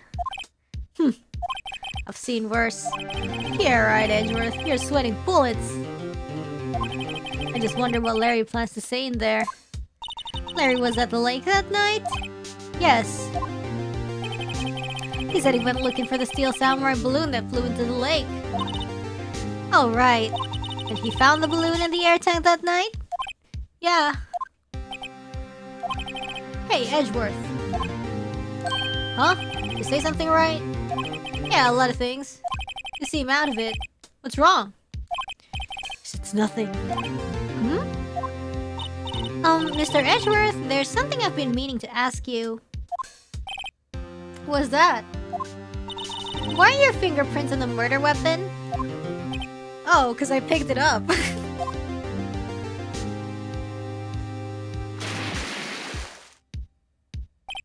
When he fell into the lake, I went into a daze. I couldn't understand what had happened. I couldn't think straight. Then I saw the pistol lying on the floor of the boat in front of me. I picked it up without thinking. Yeah, exactly. I didn't have a reason, really. I see. Right. Yeah? This might be our chance. Our chance? Von Karma has only ever run perfect trials. Perfect trials? Perfectly prepared witnesses, perfectly complete evidence. That's the secret to his success. Ooh, you mean he fabricates evidence? This is the first time he's ever had to deal with something unexpected. He has to let someone he hasn't even talked to testify before the court. And that someone is Larry. What are you getting at? It's likely his testimony will be full of holes, right? That's right, Nick. No 10-minute trial this time. We'll milk this one for all it's worth. Hey, it was 15 minutes. 15! Everything's on Larry now.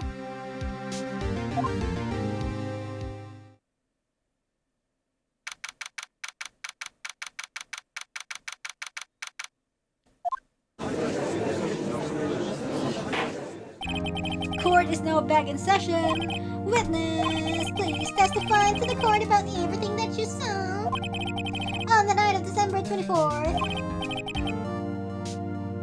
Right, leave it to me. Please, Larry, don't mess this one up. I hate to admit it, but you're our last chance. But Karma didn't even have time to prep his witness. I just hope Edgeworth is right about this being our big break. Okay. That night, I was out in the boat on a lake. I was looking for something and I found it. So I quietly slid the boat back at the rental shop dock. Then, just as I was thinking about going home, I heard this meow. I looked out over the lake, but I didn't see a boat. So after I heard that single gunshot, I went home.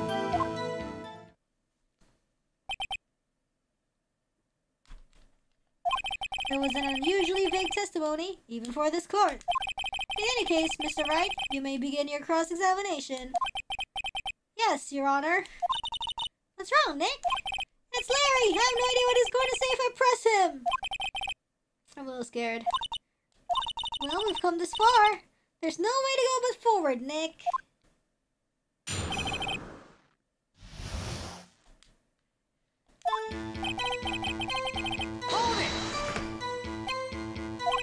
Something wrong?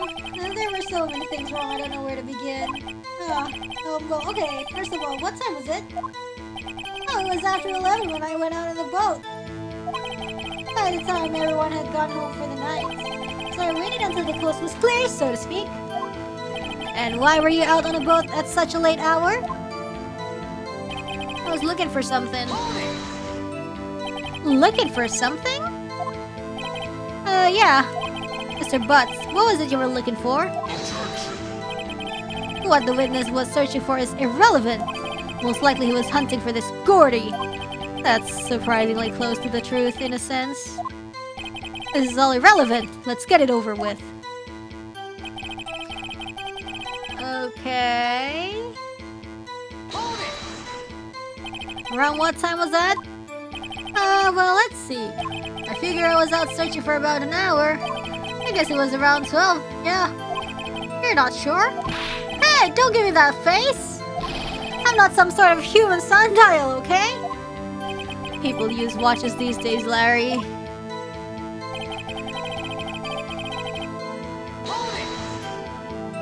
Where did the sound come from? Yeah, well, I wasn't too sure about that. I looked around, you know. Did you look at the lake? Yeah, I looked. I looked out over the lake, but I didn't see a boat. Wasn't there a boat on the lake? Order! Well, Mr. Butts! Whoa, whoa! Everybody just calm down, okay? I mean, it was real foggy that night. I'm not sure whether there was a boat out there or not. Oh, okay, no problem. That's just the most important part of this case! Huh. So after I heard that single gunshot, I went home. So you only heard one, correct? Yup. Huh. Well, Nick, it was a pretty wishy-washy testimony. Let's work on the contradictions. Let's go.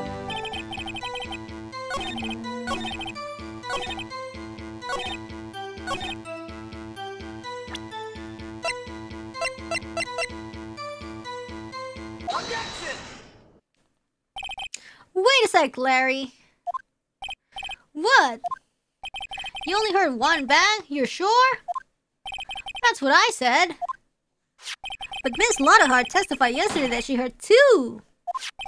The old man just now said the same thing. We both heard two gunshots that night. Huh? Were you even listening? Were you paying attention at all to what they said? Yo, Nick, please! Huh? You know, something's been bothering me. I'm a witness, see? I'm like a customer here. So you gotta treat me nice and stuff, okay? Mr. Butts, what? You only heard one gunshot? Are you sure? Well, to tell you the truth, I'm not sure. Come on, dude!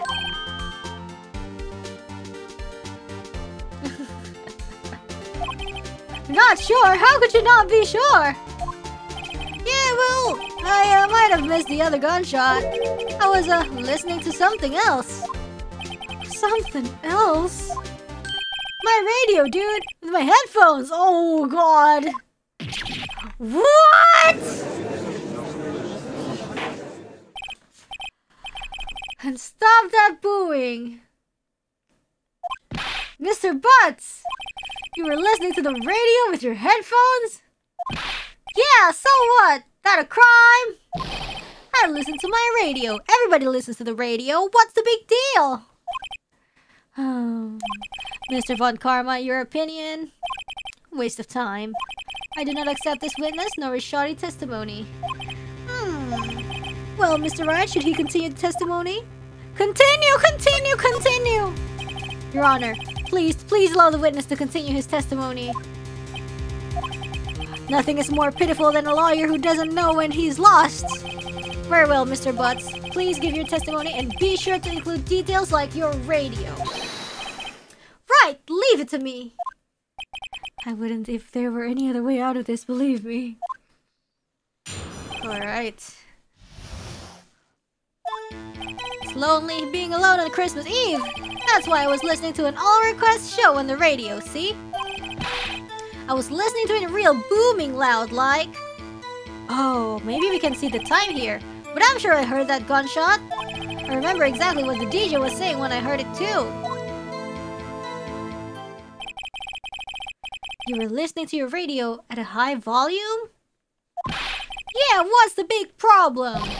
Can't a man listen to his radio in peace? Isn't this a free country? truly believe Larry has no idea what the problem here is. Judge, can you believe a word this witness says? What he heard was probably nothing more than a drum beat from the radio. True enough, it is difficult to believe this testimony. Objection! Wait, Your Honor! The witness said he remembers exactly what the DJ said when he heard that gunshot. Excuse me? DJ? An announcer? The guy who says things on the radio. Anyway, what this means is, when he heard the sound, no music was playing. The DJ only talks between songs, so he could have heard the gunshot from the lake. I'd like to cross-examine the witness, Your Honor. Very well, Mr. Wright. I can't believe I'm continuing this charade. Let's see. Hold it! So you turn on the radio? Right! I just wanted to hear someone's voice, you know? You don't know what it's like out there alone on Christmas Eve. Alone! I shouldn't have said anything. Hold it! Do you by any chance remember the name of the program you were listening to? There's nothing to do with the case, Your Honor. Objection sustained. The witness was listening to the radio. That is all we need to know. Okay, how loud was your radio set? Real booming loud. Okay, you know what? Hold it! Can you prove that? No, of course you can't. But I remember that moment real clear. While I was talking about it, it came back real clear to me, you know? I remember exactly what the DJ was saying when I heard it too. What? Did he say? Please cease these pointless questions. What possible good could knowing what a radio DJ said to us? Indeed, Mr. Von Karma has a point. I'll allow the question, only, yeah, we should care. We should care, of course we should. Why? Well, how do you know if we don't ask, Fine, very well. Mr. Butts, please testify to the court. What was the radio announcer saying when you heard the gunshot? Just when she said, hey, it's almost Christmas. I heard the gunshot.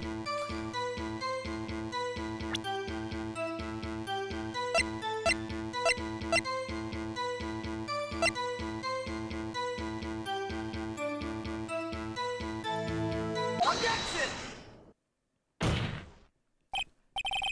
Larry, are you absolutely sure what you're saying is correct? Huh? What's with the face? You look scary, dude.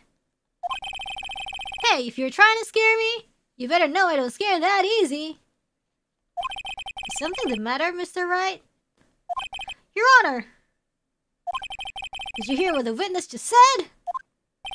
The DJ said, hey, it's almost Christmas, when he heard the gunshot. Indeed. And? Almost Christmas means it wasn't Christmas! Do you realize what this means? When he heard the gunshot, it was still Christmas Eve! That would seem to be the case, yes? But he should have said, heard the gunshot after midnight! This photograph is irrefutable proof of this fact. Let's see what the time was on the photo taken when the gun triggered Miss Hart's camera. 15 minutes after midnight on Christmas Day! This is a clear contradiction, Your Honor.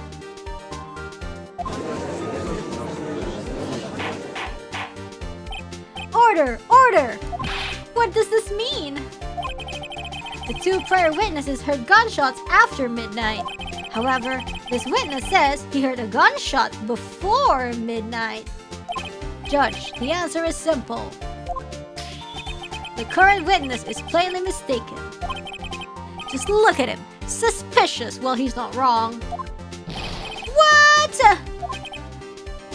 Well, Mr. Wright, what do you think about Mr. Bud's claim he heard the gunshot before midnight? Larry's right. Larry's not mistaken, Your Honor. He heard that gunshot before midnight. Yeah, stick for our boy. Intriguing. I'm assuming you have evidence for this wild claim. Show me evidence that there was a gunshot before.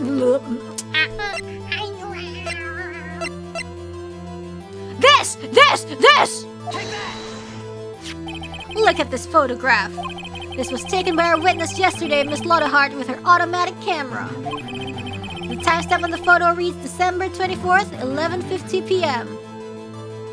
Oh. But there's nothing on the lake in this picture. Your Honor, the real issue here is not why nothing is shown in this photograph. This is why this photograph exists at all. What do you mean? Your Honor, this photograph was taken by an automatic camera. That camera was set to go off in response to loud noises. Ha! Correct! There was a loud noise in the lake at 11:50 p.m. That is why this photograph was taken. In other words, when Larry heard that gunshot, it was most definitely still Christmas Eve. Indeed, it would seem that it is the case. Then, where does that leave us? Miss Hart testified that she heard the gunshot after midnight. Are you claiming she was mistaken? Not at all, Your Honor. It is a fact that the camera also triggered at 15 minutes after midnight. Your Honor, that night, there were 2 sets of gunshots with a 25-minute pause between them.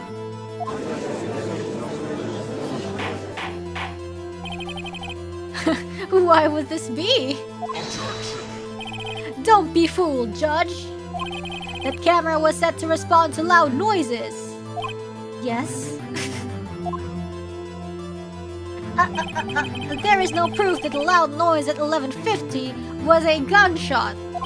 Why, the witness could have sneezed, triggering the camera. Hey, my nose was clear that night, man. Clear. Well, Mr. Wright, there's no turning back now. Shh. What? Can you prove that the loud noise was indeed a gunshot?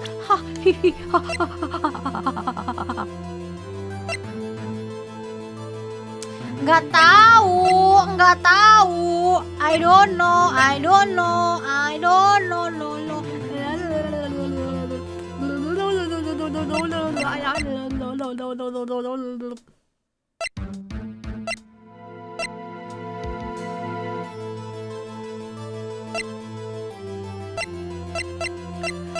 don't know, man.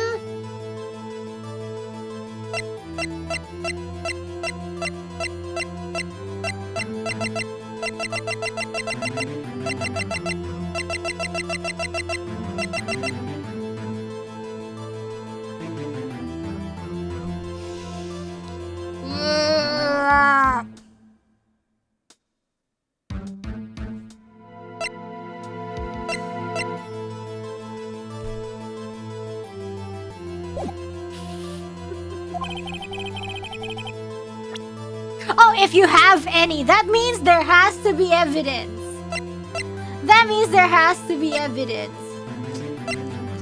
Anjir, mana gue tahu.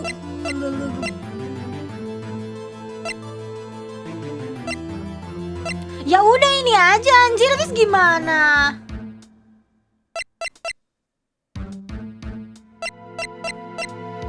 Ya bisa apa, ngasal aja lah. Semoga benar.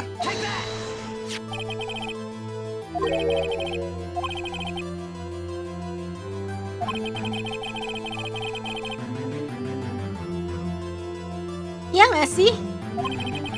However, the murder weapon was fired 3 times. When then was the last shot fired? Only now have I realized the truth. The 3rd shot was the shot Larry heard just before midnight. Terserah lu aja deh. Order! That would make sense of the evidence we've seen so far. Yeah, I think, yala, I'm just bluffing, but it's okay. However, this leaves me wondering exactly what did happen that night on the lake. Exactly!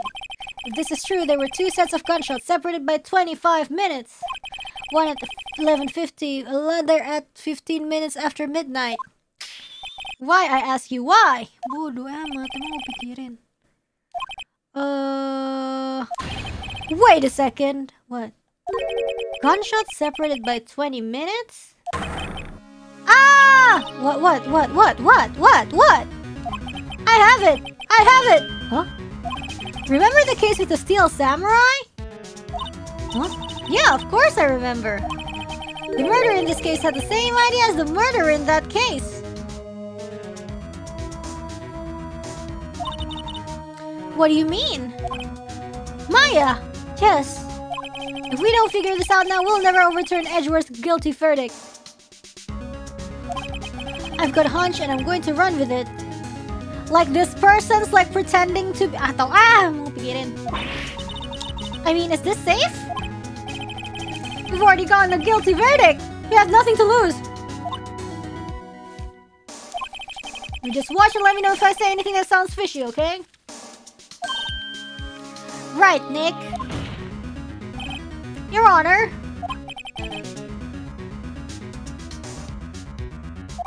The testimony just now has cleared up this entire case. Oh, I'm like, huh? What? What do you mean, Mr. Wright? Test. So you finally realized the truth. There can be no other murderer here than Miles Edgeworth himself. Wrong, Von Karma. A man was shot that night, but it wasn't Edgeworth who did the shooting. Somebody pretend to be Edgeworth or something, I don't know. Or somebody pretend, I don't know. Take a deep breath and consider the facts. At the time of the murder, one boat was on that lake. You know what? I don't know. This was shown by the witness photograph. The defendant Edgeworth and the victim, Robert Hammond, were on that boat. Yeah, left-handed Edgeworth. Plung! There was a gunshot fired on that boat and Robert Hammond fell into the lake. The distance of the shooting was 1 meter. It couldn't have been suicide. What if? What if he didn't die? What if?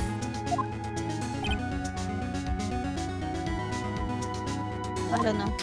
I don't know, man. The guilty party has to be the other man on that boat. No, what if like he didn't die in the boat? I don't know. I don't. But this assumes that the victim was shot at 15 minutes after midnight. Yeah, terlalu dah. What do you mean by that, Mr. Wright? We have photographic evidence of the time of the shooting.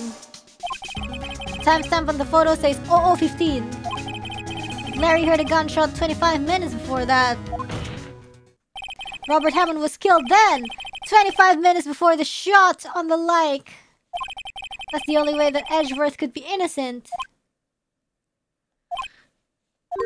Mr. Wright, are you quite mad?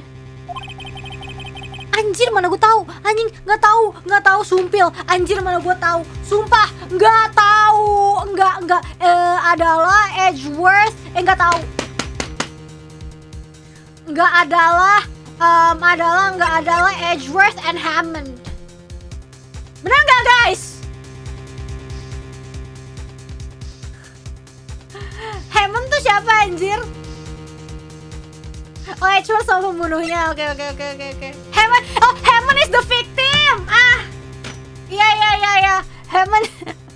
No, because I don't even remember who died. Oh, Edgeworth and the murder. Iya. Hammond tuh yang mati, anjir, terserah. Aduh, ya ampun. Gue pusing. Yaudah, Edgeworth and the murderer. And then it was the murderer who trying to... Murderer trying to shoot at Edgeworth but gak kena. Sotoy banget gua.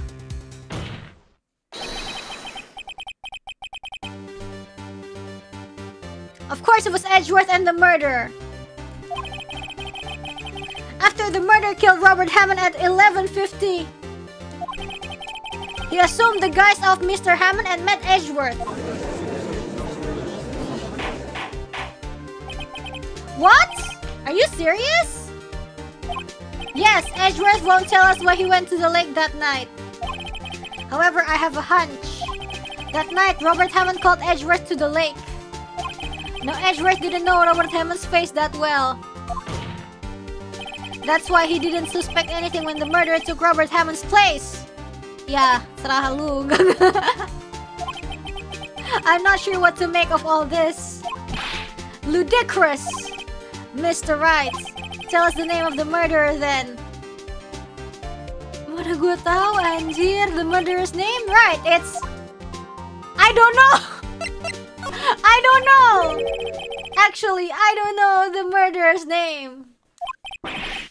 You don't know? Again, you waste my time. Ya, bis gimana?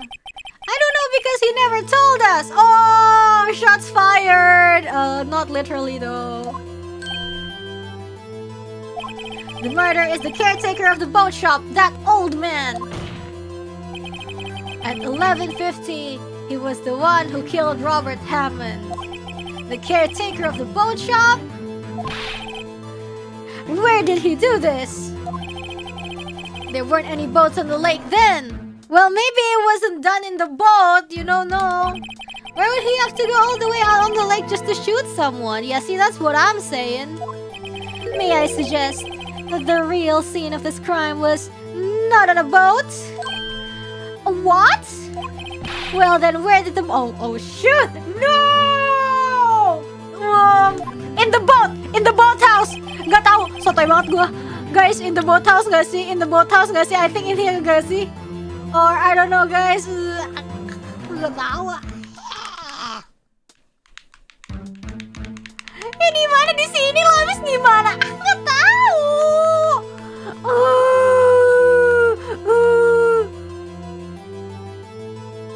Wait, Larry is where?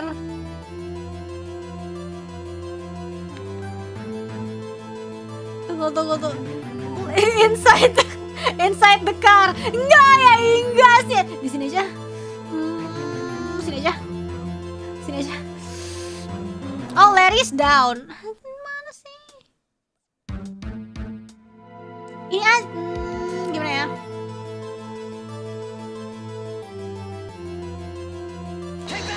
Nggak tahu, sotoy banget. Here, of course, the boat shop where he lives. That way he could meet with the victim without anyone seeing. Objection. Do you have proof that the boat shop was the scene of the crime? No! Recall Larry's testimony if you will.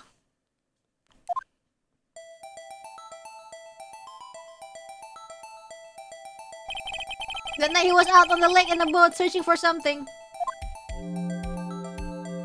He finds it and returns the boat. Then just as he's starting to head from home, he hears a gunshot. He heard the gunshot, Your Honor. Even though he was wearing headphones at the time. Oh, berarti? Oh, even though he was... That's why he can hear, because it's just super close. In other words, the gunshot was very, very close by. Oh. And where would that be if he had just returned the boat? Oh. The boat shop.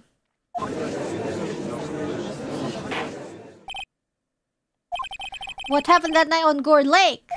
Please tell the court from the beginning. Oh, yes, Your Honor. Are you sure about this? Not really, but I think if I start at the very beginning and I take it slow, I might just be able to figure this out. That night, the caretaker of the boat shop called Robert Hammond to his shop. Yo, the bird's just chilling. This was around 11:50. That was when the gunshot that Larry heard was fired.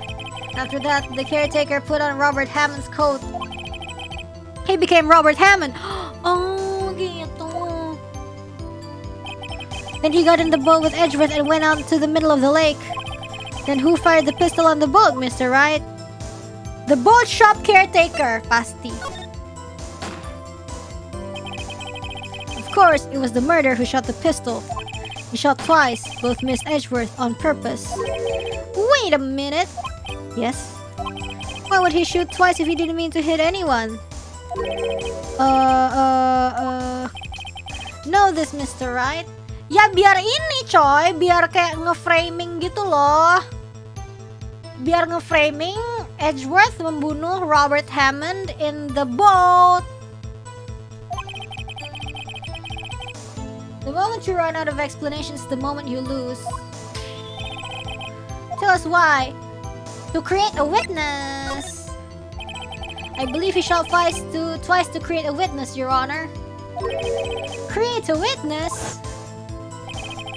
The murderer lifts his pistol and fires one shot. That ensures that anyone who heard the shot would look at the lake. Indeed, Miss Hart did exactly that after hearing the first gunshot. Next, the murderer waits a bit and he fires again. Then, he nyemplung! The murderer jumps from the boat himself, leaving the pistol in the boat behind him.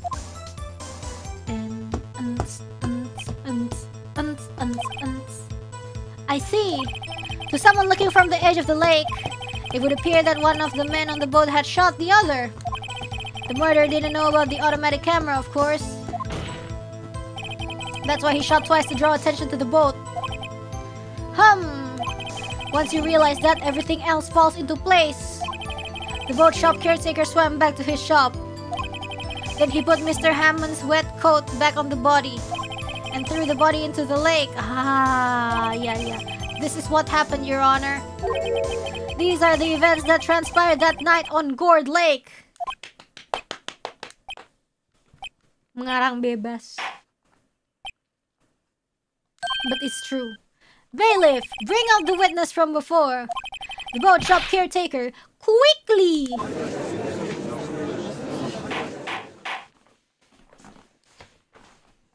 Pendongeng handal tapi bener.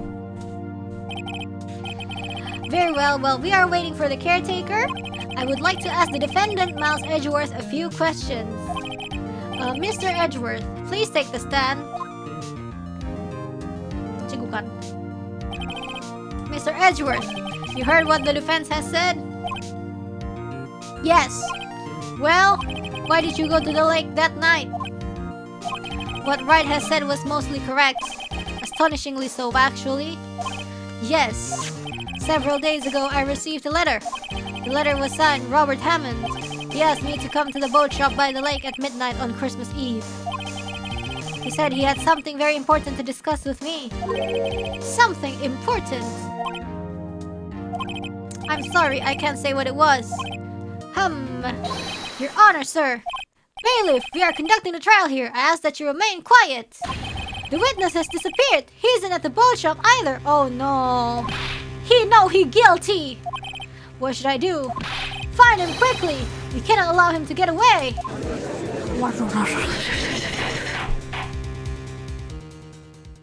He's skedaddled. Mr. Von Karma, your witness has disappeared. The search warrant has already been issued. It goes without saying that I cannot declare a verdict under these circumstances. I will extend the trial until tomorrow, the final day allowed.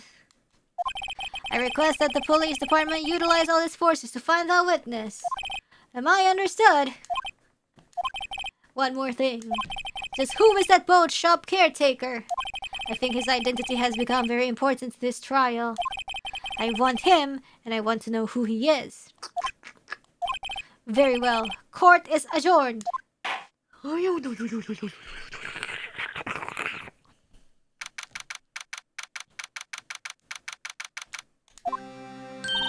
Yay, Nick! You did it! Yeah! Well, at least we got out from under that guilty verdict. And what about Larry? There was something else. Even Von Karma didn't know what to do with his testimony. Larry really helped us out. Sure, once I sifted through his unique testimony. Still, he did save us. I just wish our cases weren't so down to the wire all the time. I know what you mean. Sometimes I feel like it's us on trial instead of our clients. Hey, Edgy! Mr. Edgeworth? Did you see something? Don't look so pained. I mean, it looks like you're probably going to get off the hook. You could try to smile just a little. Relax. I'm sorry, but I fear it's not over for me yet. What do you mean? Right. There's something that's been troubling me for a long time now. Is it about the DL6 case? And I don't know whether or not to tell you. Edgy? No, there's so little time left. I want to tell you to get it off my chest, but oh my god, what? I can't make up my mind. What is this about, Edgeworth? It's a nightmare I've had. Oh, a memory of a crime that I committed. A crime you committed? A memory of a murder. He vowed to confess. The problem is, what kind of confession is it? Like a memory of a murder. I had to murder my feelings for you. Because it kept hindering me from, you know, pursuing my dreams.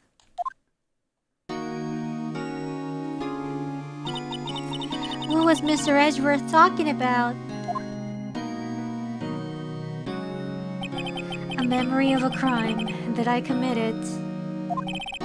A memory of murder.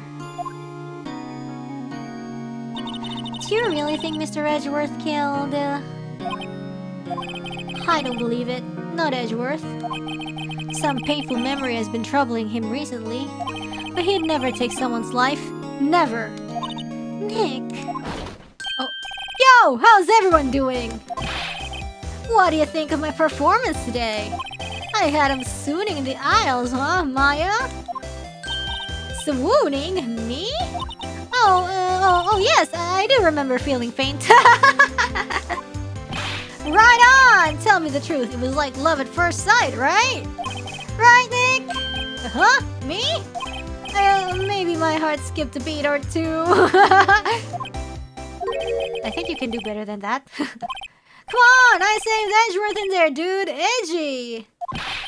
You guys should be bowing before me. Yeah, bow before your hero. Larry, you really helped out in the trial today. You did. If you weren't there, Larry, I'm sure Mr. Edgeworth would have been found guilty. But seriously, Nick, that quote shop caretaker guy is pretty suspicious. But Edgy ain't off the hook yet. Way to spoil the mood, Larry. Hey, I'm just a guy sitting in the audience, you know? But from where I was sitting, Edgy seemed pretty edgy. I mean, can you really know he's telling the truth about that night? Nick? I don't know. But what I do know is... I'm going to believe in you two until the end. Us two? Edgeworth and who else? You mean me, right? Nah, he means me, right, Nick? Yeah, you, Larry. Not me? But why you, Larry? Huh? Actually, yeah. Why me, Nick? Huh! Enough with the silent treatment. No, why is Phoenix such a asshole to Maya? Why do you trust Mr. Edgeworth so much? I mean, he's changed recently, true. But when we first met him, he was kind of a jerk, don't you think? You didn't know him back then. Back when he wanted to become a defense attorney. Wait, was that when you two were classmates? Yes, in the grade school, they saved me, Miles, and Larry. They saved me, and I'll never forget it. That's why I became a defense attorney, you know? What? Hey, Larry, what's he talking about? Huh? Oh, sorry, I kind of forgot. Huh. Okay, Nick, out with it. I'm going to hear this story today, and that's final. Okay. It's kind of a long story, so hang in there. It was the very end of third grade. Third grade? I was on trial. A class trial! Oh no, what? A class trial? A class trial? Oh, what? You remember, Larry? Spring, end of third grade? A kid in our class got his lunch money stolen.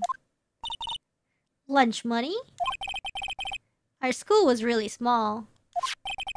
Every month, kids would bring in an envelope with money for lunch from home.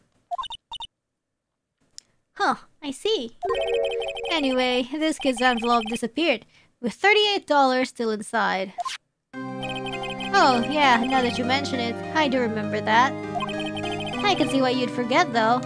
You were out of school that day. Anyways, the envelope had been stolen during PE class. I was coming down with a cold, so I skipped PE that day. I was the only one not in class. So, they thought you did it?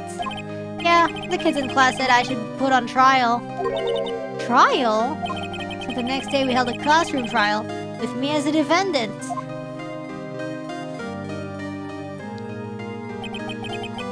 I didn't do it! Guilty! He did it! Guilty! It was you! Give the money back! You're such a meanie! No one play with him! Just admit you did it! You can't hide the truth! Tell us the truth! We're not gonna play with you anymore! Yeah, no borrowing my razor! You shouldn't be allowed in the relay race! Give it back my 50 cents! Did you rob the bank the other day? Now, Phoenix, you know you shouldn't steal people's money. It's not right. Oh, even the teacher says that. In the end, even the teacher thought I'd done it. Go over and apologize, Phoenix. I didn't know what was happening. I was so sad, I couldn't stop crying. Everyone was staring at me like I'd done it. I tried to apologize. I went to where the boy whose money had been stolen was sitting. That's when it happened. Objection! He shouldn't have to apologize. The only thing that belongs in a trial is evidence. Anything else has no place. You should all be ashamed. Amateurs! Miles? Whoa, okay. Mangap. It wasn't you who stole my money, was it? Oh, it was his money.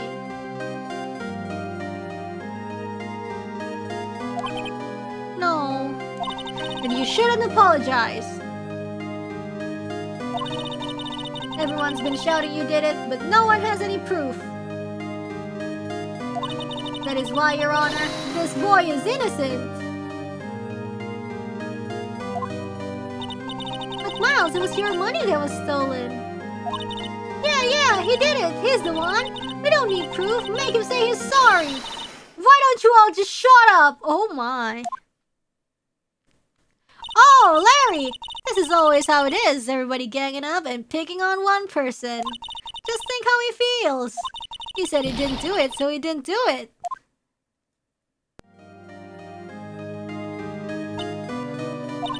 Very well. I will replace the money myself. This class trial is over. Wow. That's how it happened. After that, the three of us were the best of friends. Wow, I had no idea. Yeah, I had no idea either. I mean, I forgot. That's when I learned what it meant to be alone. Totally alone, without a friend in the world. Yeah, who took it though? I don't know. You did a good thing, Larry. Yeah, well...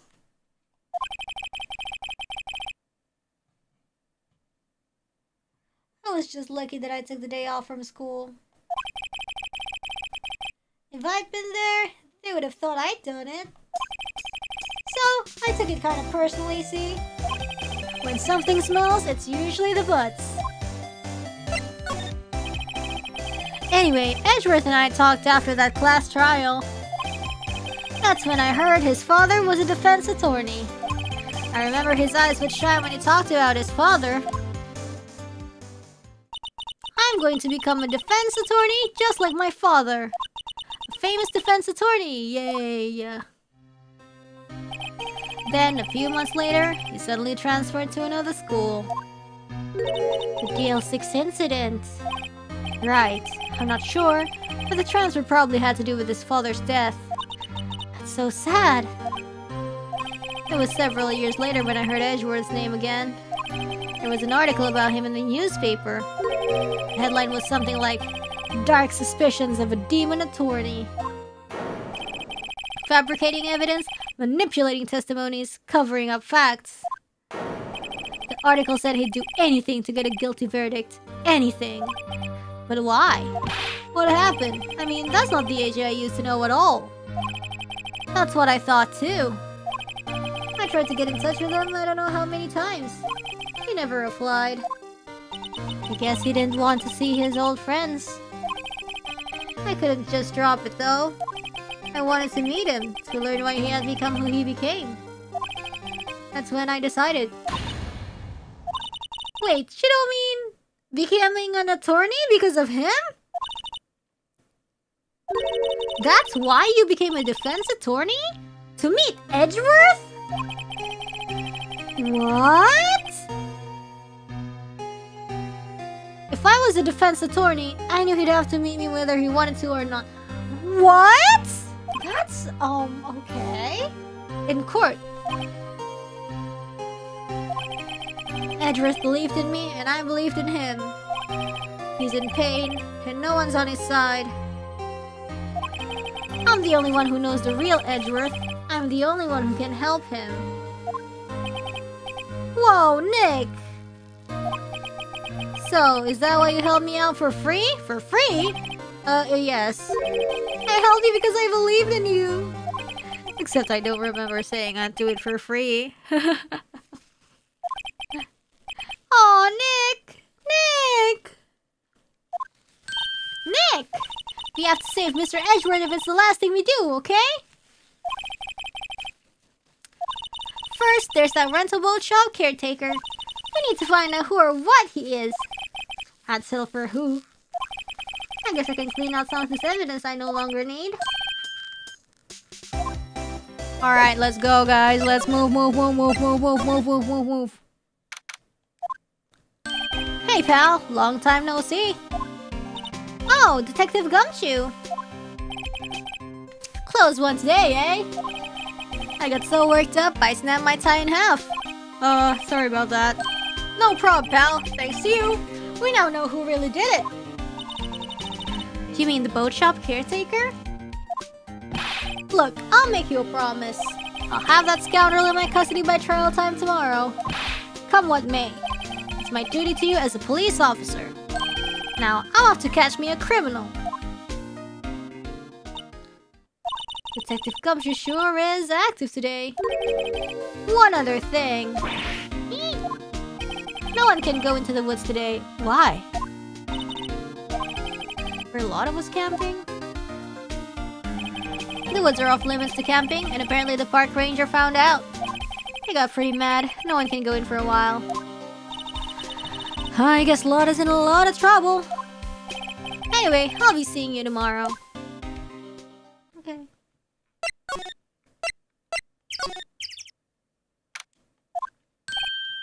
Steel eyesore is missing. Eyesore? Looks like the hot dog stand is closed too.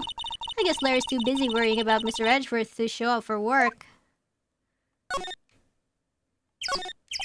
Guess Larry has today off. He was pretty happy about saving Edgeworth. We owe him big. Okay, bench. No one's gonna sit here unless they were eating a samurai dog. You seem troubled, Nick. Me?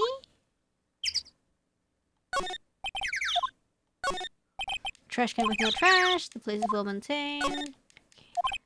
Tree. Everything about... Okay. Gordy was a lie. The charges against Mr. Edgeworth were all lies. I guess you're right. I mean, I'm glad the charges were all lies, but still. Okay. That's signpost. Okay, there's nothing here, so let's move to the boat rental shop. That old caretaker got away. Yup. I never imagined he might be the real murderer. Ahem.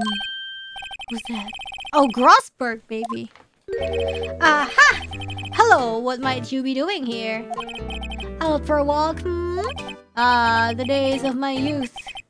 Like the scent of fresh lemon, you see? Mr. Grossberg! This is no time for idle reminiscing. Mr. Edgeworth's trial ends tomorrow. That is true, yes. But from what I saw from today's trial, Edgeworth should be fine, right? Well, I'm not so sure about that. What do you mean by that? I'm not sure. If you find anything out, come by my office at once. I may be able to offer you some assistance. Cool. What do you think Mr. Grossberg was doing here anyways? Who knows? It's not even locked! Holy crap. Nobody's home. Hello! Hello! Hey, it's Polly! I wonder where your owner's gone, Polly. Hello! Hello! I can't believe he'd run off and leave his poor parrot to fend for herself. Hello! Hello! So sad. Poor baby. That reminds me, Nick.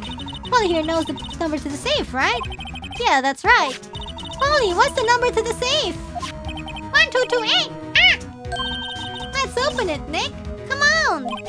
I'm sure there isn't any money in there. Aww. But hey, he keeps it locked, right? So there must be something of value in there. I'm not so sure. Okay, Nick, let's see what's in there.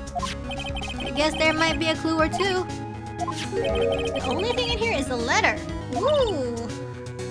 Spicy letter. There's no name or signature on this thing. It's handwritten in very precise, clear letters. Get your revenge on Miles Edgeworth. Oh! Edgeworth! Nick, why would Mr. Edgeworth's name be on here? How should I know? I'm going to read the whole thing. Get your revenge on Miles Edgeworth. It also says, this is your last chance. Now is the time to get revenge on the two men who ruined your life. The rest of the letter goes on to describe the murder's plot in detail. How to kill Robert Hammond and frame Edgeworth. Calling Edgeworth out to the lake, getting on the boat, firing twice. This is exactly what I figured out today in court. It's all here, in perfect detail. Whoa. What do you think it means, Nick? I don't know, but it looks like these are instructions for that caretaker. When he killed Robert Hammond and called out Edgeworth, he was following instructions. But who could have written that letter? And what does it mean to get revenge on Miles Edgeworth? Look, I don't know, okay? But one thing's for certain. This letter is an amazing clue.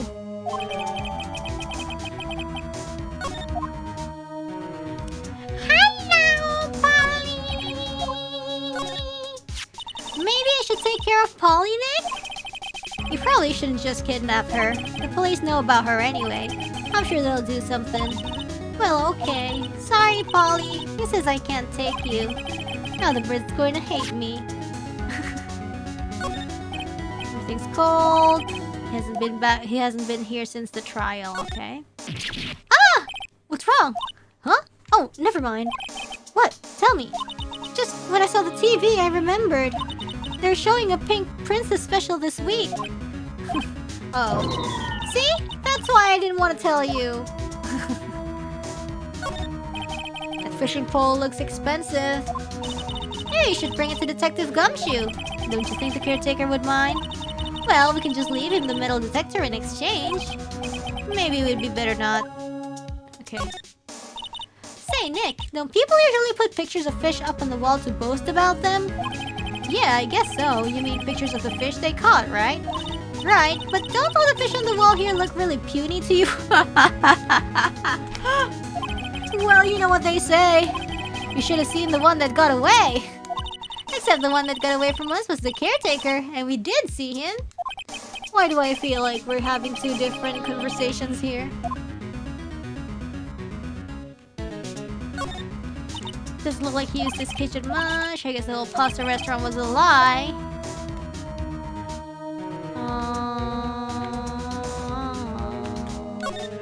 There's nothing left in the safe. I wonder why he didn't take it with him. He left in a hurry. I don't think he even came back here after the trial. Well, I guess that's all. Let's move.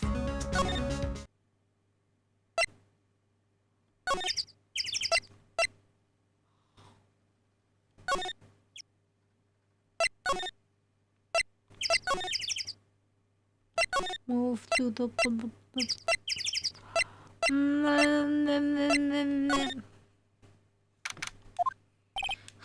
Looks like Gumshoe's not back. He won't be coming back today. Why? Except there was some guy he had to arrest by tomorrow. The boat shop caretaker. He should have something about catching him if it's the last thing I do, pal. Good luck, Gumshoe. Okay, Gumshoe's not here, so I'm gonna go to the law offices. 1 day left, Nick. Yeah, I know. No time to waste. Let's get going. I'm gonna go to Grossberg. He's out again. When does he work anyways? Now, don't be harsh. Fudge. Okay, let's go to the detention center then. You look as grim as always. Mr. Edgeworth, I heard the story about the class trial. Class trial? What do you mean? You don't remember?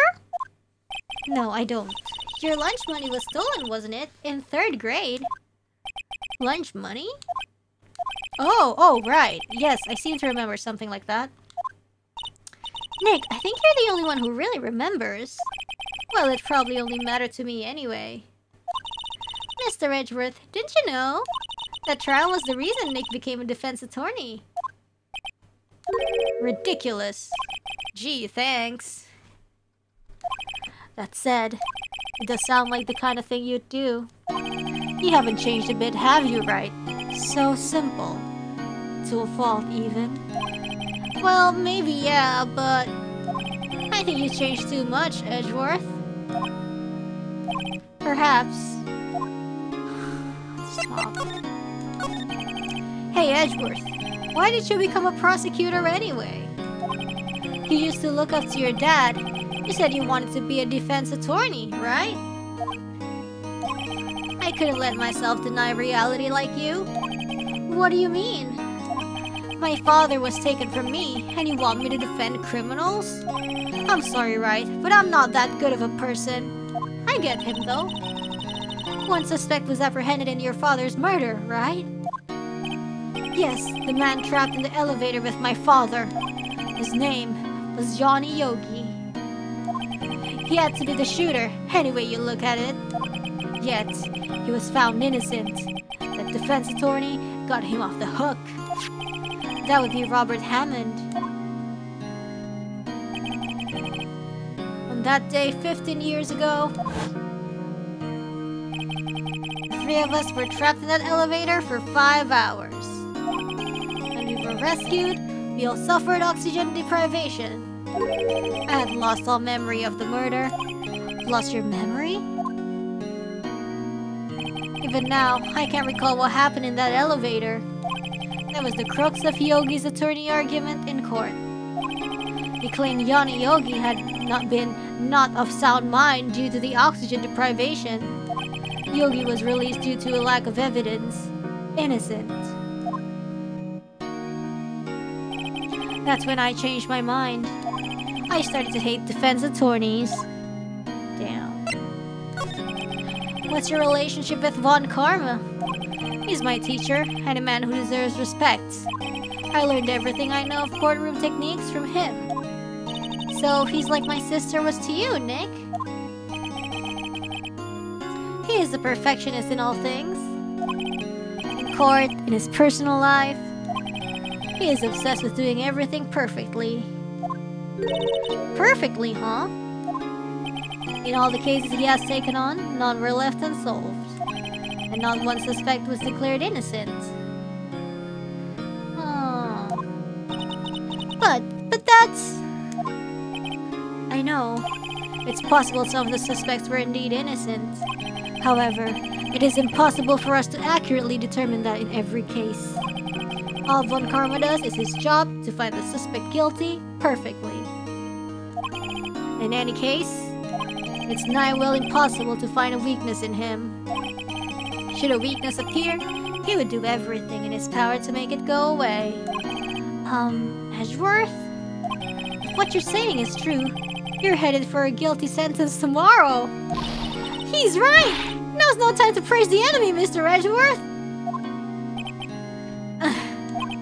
It's a strange situation in which I find myself, I'll admit. No kidding.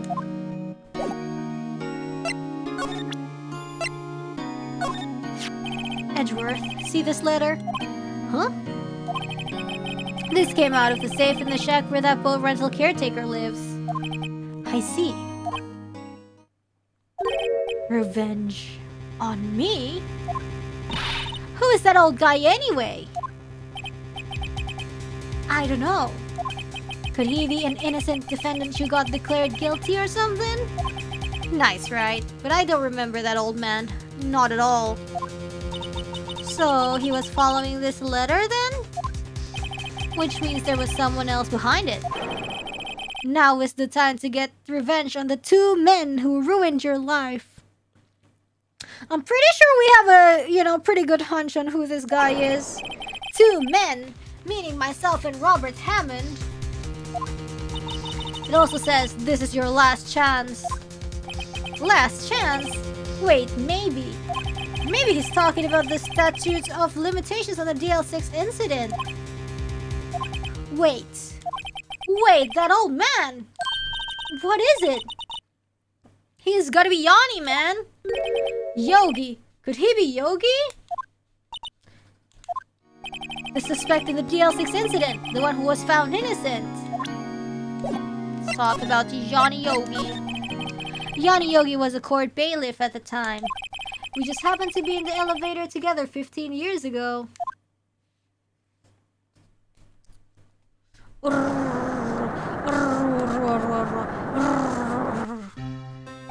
The quake was incredibly strong. Before I knew it, everything was dark. We were there for so long, it felt like forever. The air thinned, and the darkness closed in on us in that little box. We became unsettled. Help! I can't breathe! Quiet! I said quiet! You're not making this any easier! I want to get out! Help! Get us out! Don't shout! She'll just use up more oxygen!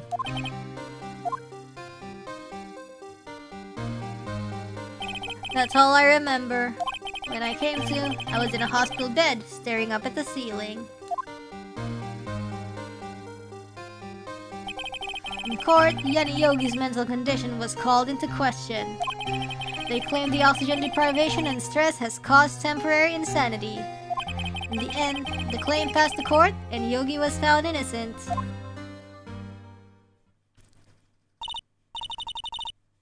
Have you guys gotten stuck in an elevator before? I have. I think I told this story a few times already anyways.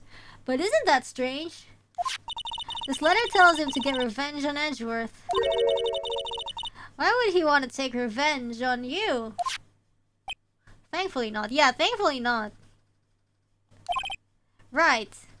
Yeah, so like, when I got stuck in the elevator, I learned that the red emergency light that I see in movies, they're actually real. Yeah. There's something that's been troubling me these last few days. I didn't know whether or not I should tell you. You mean the nightmare? It's a nightmare I've had. A memory of a crime that I committed. A crime you committed? A memory of a murder. Some say Reine is still stuck in the elevator. I think the time has come to tell all. Yo, the nightmare. For the last 15 years, I had the same dream almost every night. Okay, I wake up in a fearful sweat every time. How are you stuck in the elevator? I don't know, like, it just happened. It happens in the most unexpected, like, nobody expected that we would get stuck, you know.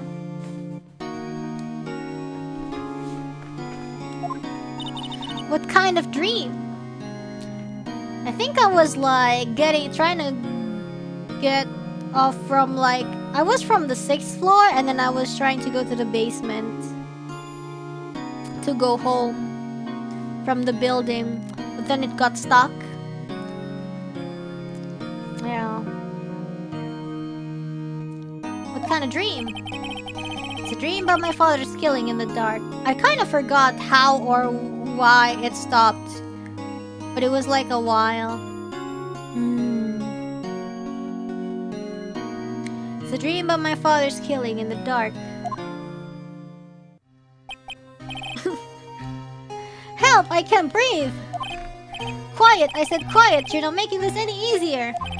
I want to get out! Help! Get us out! Don't shout! Please use up more oxygen! I can't breathe! You're using up my air! Yeah, like, getting stuck in the elevator is kind of creepy because, like, anything could happen, you know? Like, literally, like, you see all those, like, elevator... Like, normally, if, like, something... accident happened, like, you can run, but if you're stuck in the elevator, you cannot run outside or something, right? Yes. What? Stop breathing my air! I'll stop you! What? What are you? Stop breathing my air! No, father! He's attacking father! Then I see the pistol lying by my feet. I don't know if it was evidence from that day in court or the bailiff. In a daze, I pick up the pistol.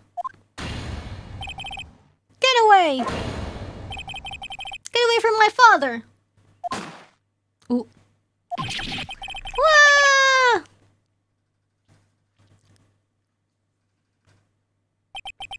And with that scream, I wake. It's a bone-chilling scream. A scream that has rung in my ears for the past 15 years. But that's just a dream, right? Right? I thought it's the only thing that has kept me sane for the last 15 years. But what if I'm wrong? What if it's real? They say that sometimes people shut out memories in self-defense. Maybe it was I who killed my father.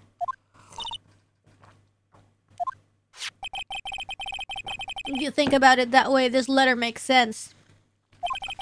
Get your revenge on Miles Edgeworth. Think about it. Yogi was really innocent. That's why he wanted revenge against me.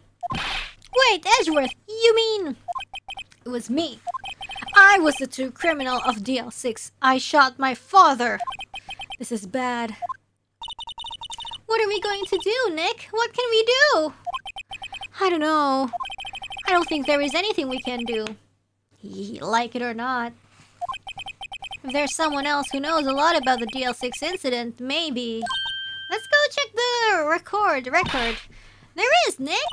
There is someone else who knows about DL6. Grossberg?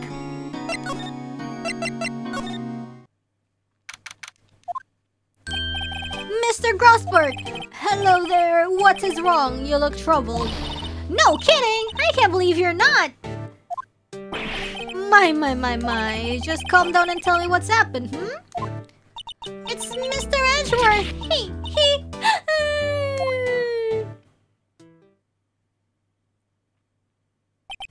I see. So Edgeworth dreamt he shot his own father. It's only a dream! Only a dream! I wonder... What?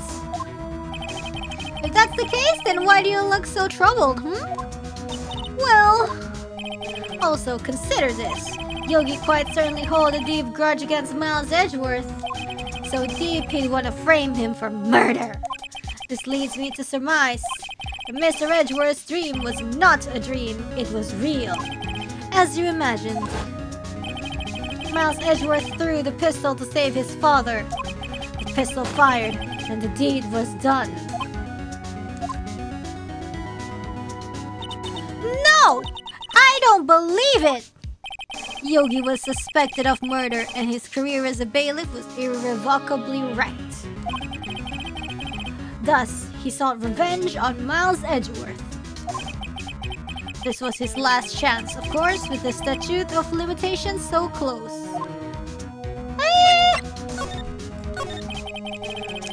What do you know about Edgeworth's father? He was a defense attorney without peer. It sounds trite, but it's true. Well, he may have had one peer now that I think about it. Your mentor, Mia Fey. Ooh, everybody's connected. My sister? Gregory Edgeworth was very disapproving of Mr. Von Karma's techniques. That's no surprise. Von Karma is an extreme man. Forged testimonies and evidence are nothing to him. See, I told ya. The result, he has a perfect win record in court. To beat him, Gregory Edgeworth tried to call attention to his methods. And? He still lost. Yeah! And died in despair, as it were. I see. The spirit large. When Gregory Edgeworth was killed, the police called on a spirit medium. That was your mother, Misty Faye. I am Gregory Edgeworth. I have been killed. The one who shot me was the bailiff, Yanni Yogi. Yet Yogi was found innocent. That's when my mother left us. Everyone called her a fraud. That's right, everyone thought she was, you see. Yet, now that I think about it, it seems the one who lied was Gregory Edgeworth's ghost. Grossberg's such an asshole! I don't really care about what this dude has to say. Gregory Edgeworth must have known who shot him. I don't believe it. So you're saying he falsified his testimony? That Edgeworth's dad lied to protect his son? It's only a possibility, mind you. But a possibility nonetheless. Oh! So annoying. Oh, so this is the letter? It does seem that Yogi was following this letter when he killed Hammond. But why kill Robert Hammond? Hammond was a skilled defense attorney, but he defended clients not for their sake, but for his own. His own sake? He never trusted his clients, that one. The only thing he trusted was his own ability. But he got his client found innocent, so why should it matter? Actually, my dear, it's quite different. He won that innocent verdict for no one but himself. Yogi was a free man, but socially, he was ruined. Huh? You'll understand soon enough. Wait! What is it? This letter. I've seen this handwriting somewhere before. A long time ago. Uh-oh. Whose handwriting was this? Do you have any idea who wrote this? Yo, it's gotta be Von Karma! Could it be Manfred Von Karma? Von Karma? Why would he have something to do with this? Because... I'm not sure. Von Karma? Von Karma? Wait! You're right, my boy! Oh! Is this like a long personal revenge? I used to see it all the time on court reports. What? But that means the one who told Mr. Yogi to kill was... Yeah, why would he write this by hand? So stupid. What does this mean then? Why would Von Karma want to frame Edgeworth? If it truly was Von Karma who wrote this letter, then he would know the truth. He would know that Miles Edgeworth had accidentally killed his own father. He'll say as much tomorrow in court, I should think.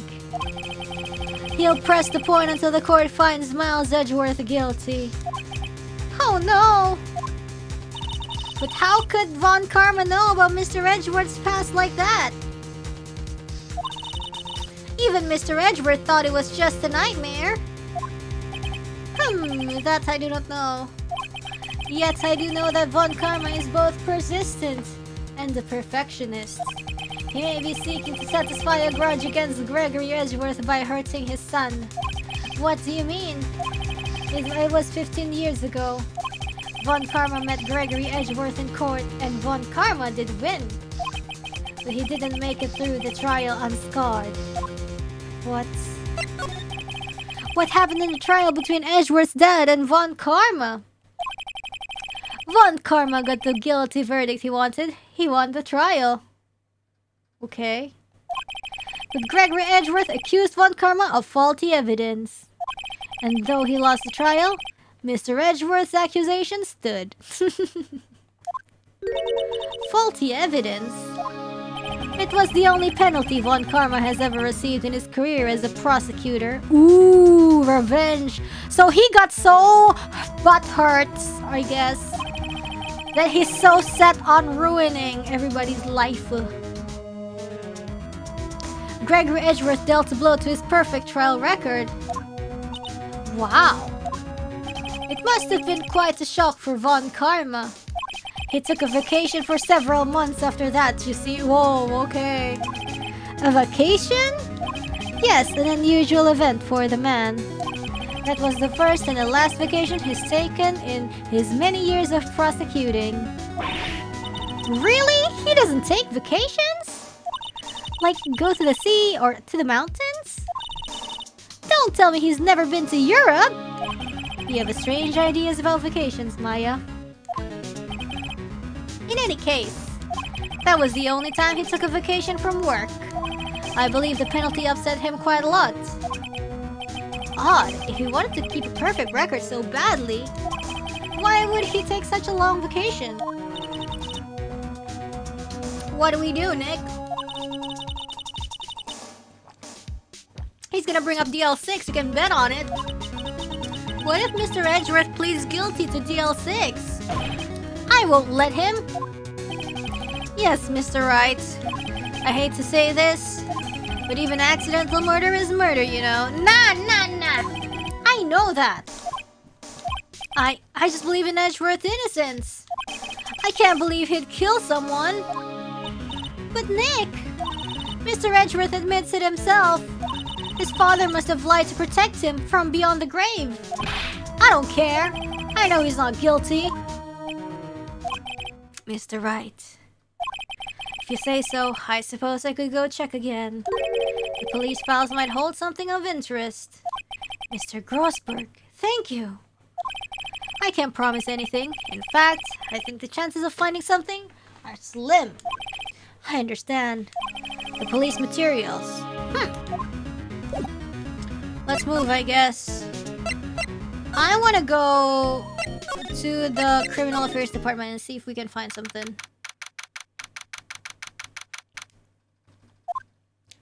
There's hardly anyone here. Everyone must be out looking for the old guy, Yogi.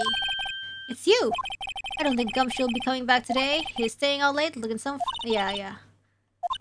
We were here wondering if you could check out the records room again. Well, now I can have just anyone wandering around in there. But I guess Mr. Von Karma is in there now anyways. Oh, he is?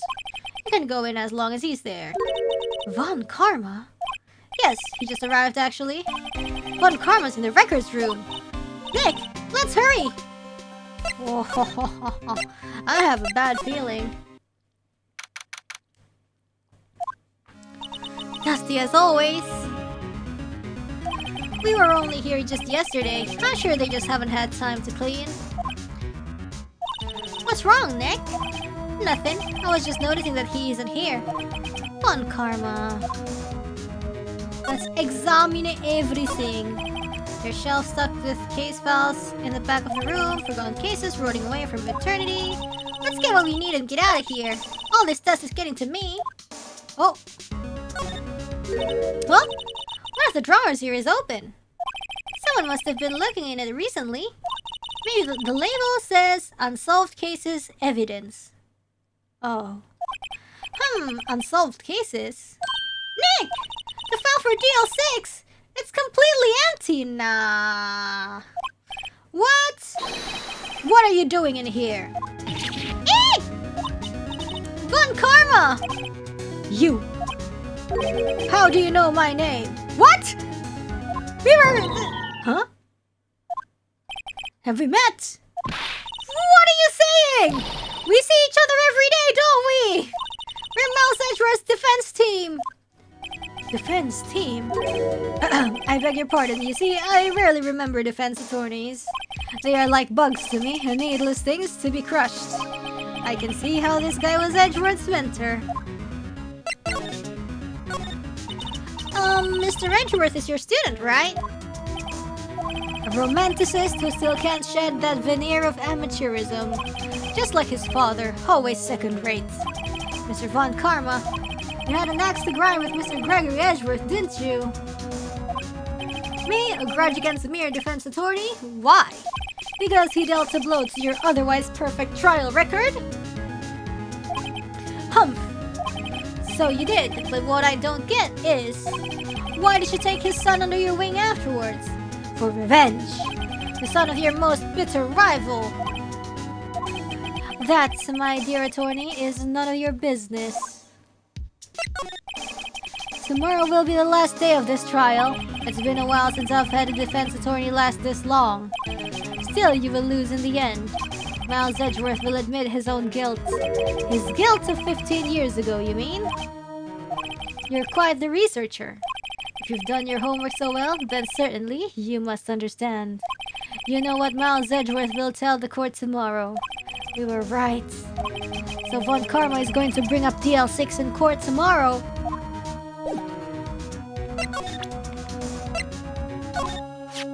Mr. Von Karma, have a look at this. This was you, wasn't it? You instructed Yanni Yogi to commit murder. Yanni Yogi. How many years has it been since I've heard him called by that name? He's a fool. I told him to burn it after he read it. So you admit it! You wrote Mr. Yogi this letter! Yes, my dear defense attorney. Thank you for taking the trouble to bring it to me. You've saved me from a lot of needless hassle. What? Nick! What is that thing? Taser! A stun gun for self-defense, usually. Indeed. 600,000 volts will course through your body like a dog touching an electric fence. 600,000... Oh, don't worry. People don't die from it usually. Now, give me the letter. No! No! Whoa, what are you... Nick, run! Maya! Out of my way. Oops, we got taste.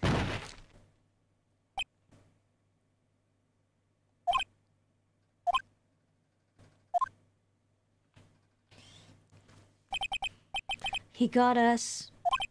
The letter's gone, of course. And he took the DL6 evidence. All of it. Back to having no clues. Wait, Maya jumped first.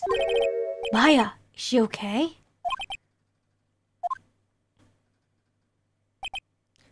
Maya! Maya! Open your eyes! Oh no, she dead. Maya! Oh, she's not dead. The letter! Did he take it? Huh? Oh, yeah. Are you okay? I couldn't stop him. I jumped as fast as I could, but one shot from that thing knocked me out cold. I'm useless. I'm no good as a lawyer or a medium. I can't even call my sister. Not even now when we need her the most. I wish I hadn't woken up at all. Oh man. Maya! There has to be some way I can help her. I'd better do something about her self-confidence first. I mean, you kind of did that to her. Maya, she's holding something. One piece of evidence? Yes! A bullet! DL6 incident evidence number 7. Taken from the heart of Gregory Edgeworth. I remember. Von Karma was holding this when Maya jumped him. Shh. I'll prove it to you, Maya. You're most definitely not useless. I'll prove it to you in court tomorrow. Yes. Oh my god!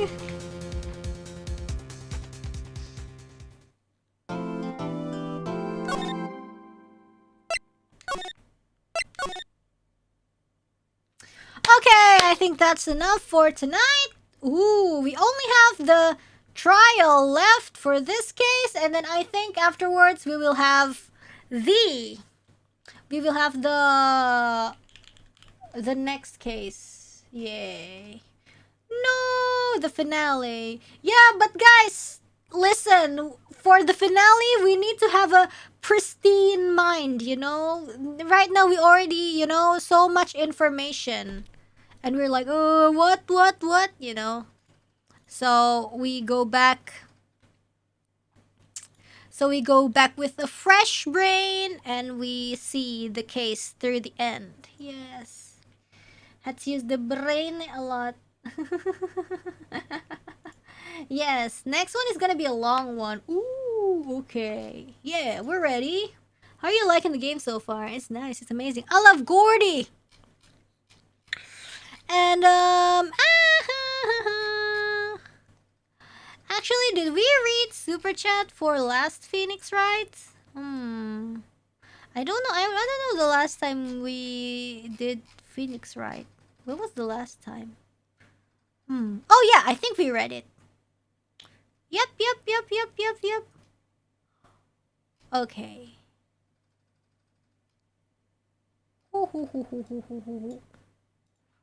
Okay, yes, I think we read it. We read it before. Because I remember these supers. Yup. With all the puns and stuff like that.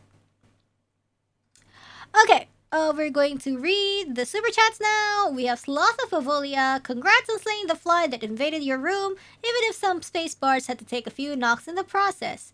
It didn't know who it was messing with, and that was a fatal mistake. Nice. We have Darth Pika. Is this enough, Lotta? Film funds. We have Test Chief, the director and scenario writer of Ace Attorney, also directed and wrote Ghost Trick, which is why Ghost Trick has so many Ace Attorney references. Missile! We finally saw OG Missile today! We have Sloth of Pavolia. Lotta, Gordy does not exist. You are being ridiculous. There is no such thing as lake monsters. No excuses while we go defend a client with the help of a dead woman being channeled into the body of her sister. Well, to be fair, it's not happening in this case, so, you know. Thank you. We have Ziply, Violet Gelato, Slow Pavolia, JC2, Farron Fortunaza. Thank you for the hot dog. We have Arthuka. In the Japanese version, when Phoenix questioned Larry about the gunshot sound, he asked if Larry properly cleaned his ear. I was still salty that they cut that joke from the translated version. I don't know. Maybe, maybe the English version of Larry has clean ears or something.